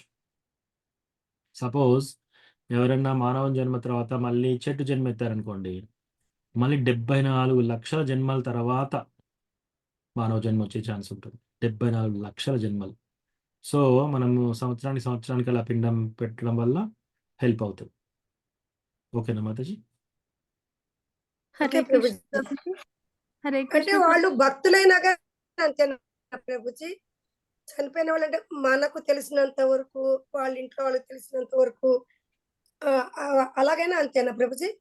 నో, భక్తులకు డెఫినెట్గా ఎప్పుడు వాళ్ళు కృష్ణ భగవాను భక్తులకు, ఎస్పెషల్లీ వాళ్ళు తులసి మాల వేసుకున్నా సరే, కంటి మాల వేసుకున్నా సరే, వాళ్ళ ఇంట్లో తులసి ఉన్నా సరే, వాళ్ళు యమధర్మరాజు జ్యూరిస్డిక్షన్ లోకి వెళ్ళరు, నరకానికి అంటే వెళ్ళరు. ప్రభుజీ వాళ్ళు కృష్ణ భక్తులు కాదనుకోండి ప్రభుజీ, రామ, వెంకటేశ్వర స్వామి అండ్ అన్ని దేవతలు కొలుస్తూ ఉండి అన్యాయం చేయకుండా ఉండేవాళ్ళు అయితే ఎట్లా ప్రభుజీ? ఏ విధంగా తీసుకోవాలి? కొలుస్తూ ఉండి అన్యాయం చేయకుండా ఉండేవాళ్ళు. మాతాజీ, ఇక్కడ అన్యాయం చేయకుండా ఎవరు ఉండలేరు. ఇక్కడ ఏంటంటే ఈశావాస్యం ఇదం సర్వం యత్కించాం జగత్యాం జగత్తేన తెక్తేన భుంజీత మాగృత కస్య స్విద్ధనం. ఇక్కడ ఉన్న ప్రతిదీ కృష్ణ భగవానికి సంబంధించింది, అన్నీ ఆయన గురించి, ఆయన తృప్తి గురించే. అట్లా కాకుండా మనం ఏదన్నా అనుభవించి ఇది నా కోసము, నేను డొనేషన్ ఇచ్చేటప్పుడు ఏమనుకుంటున్నాను, నాకు ఇంకో జన్మలో నాకు పుణ్యం రావాలి, నాకు ఇంకా సంపద రావాలి, నేను ఇవాళ 10,000 ఇస్తున్నాను, ఇది 10 కోట్లు చేయండి అని పూజలు చేసే వాళ్ళు చాలా మంది ఉంటారు. వాళ్ళందరూ కూడా టెంపుల్కి వెళ్తారు, వాళ్ళందరూ కూడా వెంకటేశ్వర స్వామి పూజ చేస్తారు, వాళ్ళందరూ కూడా వెళ్ళి వాళ్ళ వెంట్రుకలు తీస్తారు, అన్నీ చేస్తారు. కానీ అది నిజమైన భక్తి కాదు యాక్చువల్లీ. కానీ ఎంతో కొంత అలాంటివి చేసినప్పుడు అట్లీస్ట్ వైష్ణవాలయానికి వెళ్ళడము, అట్లా వాళ్ళ మంచి మనసుతో అలా చేయడం ఏంటంటే నెక్స్ట్ జన్మలో భక్తికి దగ్గర అవుతారనమాట. సో కృష్ణ భక్తులు అంటే నేను అనేది ఇస్కాన్ భక్తులు, కృష్ణ భక్తులు గురువు దీక్ష తీసుకోవడం కానీ, లేకపోతే కంటిమాల వేసుకోవడం కానీ, గురువుని ఎంచుకోవడం కానీ, చాంటింగ్ చేసేవాళ్ళు, వీళ్ళ గురించి నేను చెప్తున్నాను. వాళ్ళకి డెఫినెట్గా యమధర్మరాజు దగ్గరికి వెళ్ళే ఛాన్స్ అయితే ఉండదు. కానీ వాళ్ళు ఈ జన్మలోనే వాళ్ళకి వస్తుందా, అట్లా ఒకవేళ ఈ జన్మలో పూర్తి కాకపోతే ఏమవుతుందంటే వాళ్ళు నెక్స్ట్ జన్మలో కొన్ని వేల సంవత్సరాలు స్వర్గంలో ఉన్న తర్వాత మళ్ళీ వాళ్ళకి బ్రాహ్మణ కుటుంబంలో కానీ, రాజుల కుటుంబంలో కానీ జన్మ వచ్చి మిగతాది పూర్తి చేసుకునే అవకాశం ఇస్తారు. కానీ మానవ జన్మ గ్యారంటీ ఇమీడియట్లీ స్వర్గానికి వెళ్ళొచ్చిన తర్వాత. ఇంకా ఎక్కువ భక్తి చేసిన వాళ్ళకి డైరెక్ట్గా ఋషి వాళ్ళ పెద్ద పెద్ద డివోటీస్ కుటుంబంలో పుట్టే జన్మ వస్తుంది, రైట్. ఒకవేళ కాకుండా కర్మకాండాలో ఉన్నారనుకోండి, భక్తిలో లేదు, కర్మకాండాలో విష్ణు ఆలయానికి వెళ్తున్నారు, ప్లస్ మాంసాహారం తింటున్నారు, ఈ టెంపుల్కి వెళ్తున్నారు, ఈ పూజ చేస్తున్నారు, అన్ని నార్మల్గా కర్మిలాగా ఉన్నారనుకోండి, కర్మ ప్రకారం కర్మనా దైవనేత్రేణ జంతురు దేహోపపత్తయే స్త్రీయా ప్రవిష్ట ఉదరం పుంసోరేత కనాశ్రయ. సో కర్మనా దైవనేత్రేణ, వాళ్ళ కర్మను బట్టి దైవనేత్రంలో వాళ్ళకి నెక్స్ట్ జన్మ ఏంటి అనేది డిసైడ్ అవుతాం. సో వాళ్ళకి మానవ జన్మ వస్తుందనే గ్యారంటీ కూడా లేదు. అంటే చెట్టుగా పుట్టగా ఉన్నా కానీ ప్రభుజీ ఆత్మ మనం పెట్ట పిండాన్ని తీసుకుంటది. అట్లా ఉంటే ఏమవుతుందంటే, ఇది ఎట్లా అంటే మాతాజీ, మీరు మీరు మీరు ఇండియాలో ఉన్నారు, ఎగ్జాంపుల్ ఇండియాలో ఎక్కడో ఉన్నారు, హైదరాబాద్లో ఉన్నారు. మీరు ఒక ఉత్తరం రాసి మీరు అమెరికాకు ఒక ఉత్తరం పంపిస్తున్నారు. ఆ ఉత్తరం ఎక్కడ వేశారు? మీరు ఒక పోస్ట్ బాక్స్లో వేశారు. ఆ పోస్ట్ బాక్స్ లేకపోతే వాళ్ళకి పార్సల్కి ఇచ్చేసారనుకోండి, వాళ్ళు ఏం చేస్తారు, అడ్రస్ని బట్టి అక్కడ తీసుకెళ్ళి వాళ్ళకి అప్పగిస్తారు. అలాగే ఇప్పుడు మనం పిండం పెట్టినప్పుడు ఏమవుతుందంటే యూపీఎస్, ఈ పోస్ట్ ఆఫీస్ లాగా అక్కడికి వెళ్తుంది అనమాట, ఏది పితృలోకానికి. ఆ పితృలోకానికి ద్వారా వాళ్ళకి చేరుతుంది. సో డైరెక్ట్గా వాళ్ళు అక్కడ ఉండవలసిన అవసరం లేదు, వాళ్ళు ఎక్కడున్నా సరే వాళ్ళకి అక్కడ చేరుతుంది అనమాట. ఎట్లయితే మీరు ఉత్తరం రాసినప్పుడు అడ్రస్ ఎట్లా పెట్టి స్టాంప్ వేస్తారో అట్లా అన్ని తిరిగి లాస్ట్ వాళ్ళ ఇంటికి ఎలా వెళ్తుందో, ఇక్కడ కూడా మీరు పిండం పెట్టినప్పుడు ఏమవుతుందంటే ఫస్ట్ పితృలోకాలకు వెళ్ళి పితృలోకాల ద్వారా మళ్ళీ అక్కడికి వాళ్ళ ఆత్మకి ట్రాన్స్ఫర్, అది చెట్టు రూపంగా ఉన్నా ఎక్కడ ఉన్నా సరే ట్రాన్స్ఫర్ అవుతుంది. ఈవెన్ మనిషి రూపంలో ఉన్న ప్రభుజీ త్రూ పితృదేవతల ద్వారా ట్రాన్స్ఫర్ అవుతుంది మాతాజీ. ఇప్పుడు మా పోస్ట్ ఆఫీస్ ఎలా అయితే డెలివరీ చేస్తారో అట్లా వాళ్ళకి దక్కుతుంది అది, ఆ యొక్క పూజా ఫలితం. హరే కృష్ణ హరే కృష్ణ ప్రభుజీ, ప్రణామాలు ప్రభుజీ. ఎస్ మాతాజీ, ధన్యవాదాలు ప్రణామం. ప్రభు, కుంతి మహారాణి జీవితం నుండి భక్తులము ఎలాంటి ఇన్స్పైర్ కావాలి ప్రభుజీ? ఎస్ మాతాజీ, అంటే ఆమెకు ఎన్ని కష్టాలు వచ్చినా సరే ఆమె ఎప్పుడు భక్తిని వదిలేయలేదు, ప్లస్ కృష్ణ భగవాను మీద డిపెండెన్స్ వదిలేయలేదు. ఆమె మొదట్లో రాణిగానే ఉంది, రాకుమారిలాగా, తర్వాత తల్లిదండ్రులకు దూరం అయింది, అయినా భక్తిలో ఉంది. ఆ తర్వాత మహారాణిగా ఉంది, అయినా భక్తిలో ఉంది. ఆ అన్నింటి తర్వాత రాజమాత కుంతి అయిపోయింది. అప్పుడు మొత్తం ప్రపంచంలో వాళ్ళకంటే ఇంకా గొప్పగా బలవంతులుగా ఎవరు లేరు. అప్పుడు కూడా ఆమె ఏమడుగుతుంది, విపదశ్యంతు తాశశ్వత్ తత్ర తత్ర జగద్గురో. ఇంకొక శ్లోకంలో అలా ప్రేయర్స్లో వెళ్తుంటే ఏమవుతుందంటే, నాకు ఈ పాండవుల నుంచి వృష్ణి నుంచి నా యొక్క రిలేషన్షిప్ కట్ చేయి కృష్ణ, నాకు ఈ రిలేషన్షిప్స్ వద్దు. ఎట్లయితే గంగా నది ఎట్లాగైతే సముద్రంలోకి వెళ్తుందో ఆగకుండా, నేను కూడా అలా ఆగకుండా నీ పాదాల వైపు వచ్చేటట్టు అని ప్రార్థిస్తున్నాను అనమాట. సో ఇవన్నీ చూసి మనం కూడా ఆ యొక్క ప్రేరణలో, ఆ యొక్క స్ఫూర్తిలో ఉండొచ్చు మాతాజీ.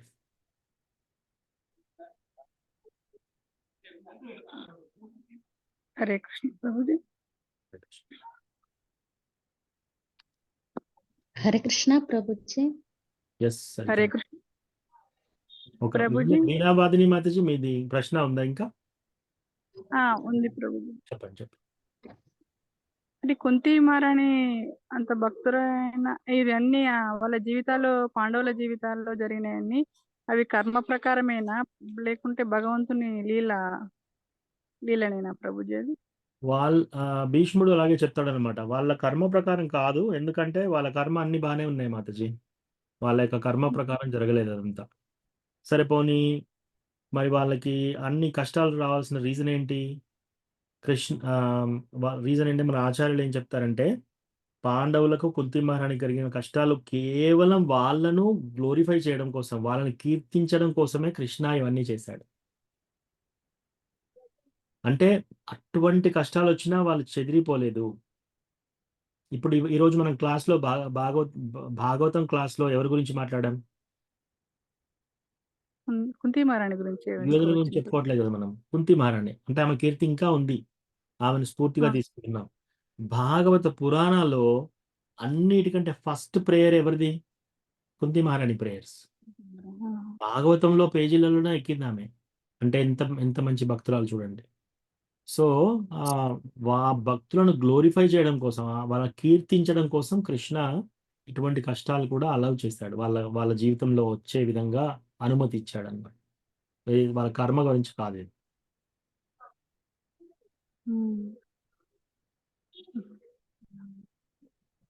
అదే ద్వాపరయుగం వరకు ఇవన్నీ జరిగిన లీలలన్నీ భగవంతుని లీలలాగానే మనం స్వీకరించాలి.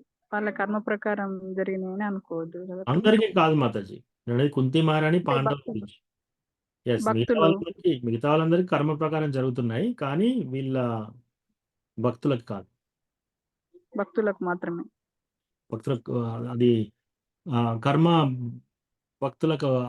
సరే, ఈవెన్ మనం కేవలం మనము సాధారణమైన భక్తులకు కూడా కర్మ, ఎస్పెషల్లీ భక్తులు అంటే ఎవరు? 16 రౌండ్లు చాంటింగ్ చేసి గురు మహారాజు దగ్గర దీక్ష తీసుకున్న వాళ్ళు, లేదా దీక్షకు రెడీగా ఉండేవాళ్ళు వాళ్ళు. సో వాళ్ళకి కర్మ నుంచి కాదు వాళ్ళ యాక్టివిటీస్, వాళ్ళ అకౌంట్ అంతా కృష్ణ దగ్గర ఉంటుంది. సో మనకు జరిగే కష్టాలు కానీ సుఖాలు కానీ మన యొక్క కర్మ ద్వారా జరగట్లేవు. థ్యాంక్ యూ ప్రభు. సరిత మాతాజీ. ప్రభుజీ, కుంతి మహారాణి గురించి భాగవతంలో పూర్తి ఉందా ప్రభుజీ వివరంగా? లేదు మాతాజీ, అంటే కొంత ఉంది, కొంత ఇక్కడ ఉంది, కొంత మహాభారత్లో ఉంది, కొంత మిగతా పురాణాస్లో. అంటే సపరేట్ బుక్ అట్లా దొరుకుతుందా ప్రభుజీ? సపరేట్ బుక్ అంటూ ఏం లేదు మాతాజీ. ప్రేయర్స్ ఆఫ్ అంటే టీచింగ్స్ ఆఫ్ క్వీన్ కుంతి అనే ఒక పుస్తకం ఉంది, ప్రభుపాద రాశారు. చదువుకోవాలనుకుంటే అదొకటి చదువుకోవచ్చు. తెలుగులో దొరుకుతుందా ప్రభుజీ? నేను ఇస్తాను మాతాజీ మీకు. ఉంది మాతాజీ, కుంతీర మహారాణి ఉపదేశం ఉంది మాతాజీ, నేను ఇస్తాను మీకు. ఓకే మాతాజీ. ప్రభుజీ, ఎస్ మాతాజీ. కుంతి మహారాణి కొడుకు శాపం పెట్టినప్పుడు కూడా ఏమీ అనలేదు ప్రభుజీ. ఏం శాపం అది ప్రభుజీ? ఓ ఎస్, నేను శాపం చెప్తాను. ఆమె శాపం ఏం పెడతాడంటే, నువ్వు ఇంత పెద్ద రహస్యాన్ని నువ్వు ఆపావా, ఇక్కడ నుంచి ఇంకెవ్వరు స్త్రీలు కూడా ఏ రహస్యాన్ని వాళ్ళు దాచలేరు అని చెప్పి పెడతాడు శాపం. అందుకే ఎవరైనా స్త్రీలకి తెలిసిన విషయం అది డెఫినెట్గా దాగదు, ఎవరికో ఒకరికి తెలుస్తుంది. మొత్తం అందరి స్త్రీలకి శాపం వస్తుంది. అంత అయినాక కూడా చివరిలో కొడుకు కూడా శాపాన్ని భరించింది. ఎస్ మాతాజీ, ఎస్. థ్యాంక్ యూ ప్రభుజీ. హరే కృష్ణ. ఓకే, ఇంకేమైనా ప్రశ్నలు ఉన్నాయా? ఇక్కడ ఆపుదాం. వాంఛాకల్పతరుభ్యస్య కృపా సింధుభ్యేవ చ పతితానాం పావనేభ్యో వైష్ణవేభ్యో నమో నమః. అనంతకోటి వైష్ణవృందికి జై, శ్రీల ప్రభుపాదికి జై. హరే కృష్ణ. మీరు మంచి టీచర్ అవ్వాలి, మాకు ఇంకా మంచి మంచి క్లాసులు చెప్పాలి ప్రభుజీ. ఈ రోజు ఏదో టీచర్స్ డే అంట ప్రభుజీ, మీరు మంచి ప్రీచింగ్ అవ్వాలి ప్రభుజీ మా కోసం. ఉన్నారు, ఇంకా ఇంకా బాగా చేయాలి ప్రభుజీ. ఎస్ మాతాజీ. మీలాంటి భక్తుల నోటి నుంచి కృష్ణ భగవాని చెవుల వరకు, సో భక్తుల యొక్క ప్రేయర్స్, భక్తుల యొక్క ఆశీర్వాదం. Yes Mataji, thank you so much. Prabhuji, ఆధ్యాత్మిక టీచర్ ఇంకా ఇంకా ఇంకా ఎదగాలని మా అందరికి, మా స్వార్థము మీ దగ్గర నుంచి ఇంకా నేర్చుకోవాలని మా అందరికి అవును ప్రభుజీ. ఆధ్యాత్మిక టీచర్ గా ఎదగాలి ప్రభుజీ. ఇంకా మేము ఎన్నో క్వశ్చన్స్ చేస్తున్నాం ప్రభుజీ. ఎంత వివరంగా చెప్తున్నారంటే అంత వివరంగా కృష్ణ మీకు మీ గురువుల ద్వారా ఎంత ఎంత మెరిసి ఇస్తున్నారంటే ఆ మెరిసి మేము కూడా పొందాలని ప్రభుజీ. హరే కృష్ణ. థ్యాంక్ యూ మాతాజీ. ప్రభుజీకి అందరం హరే కృష్ణ మహామంత్రం చెప్తాం మాతాజీ. ఎస్ మాతాజీ. హరే కృష్ణ హరే కృష్ణ కృష్ణ కృష్ణ హరే హరే హరే రామ రామ రామ హరే రామ హరే హరే. హరే కృష్ణ ప్రభుజీ.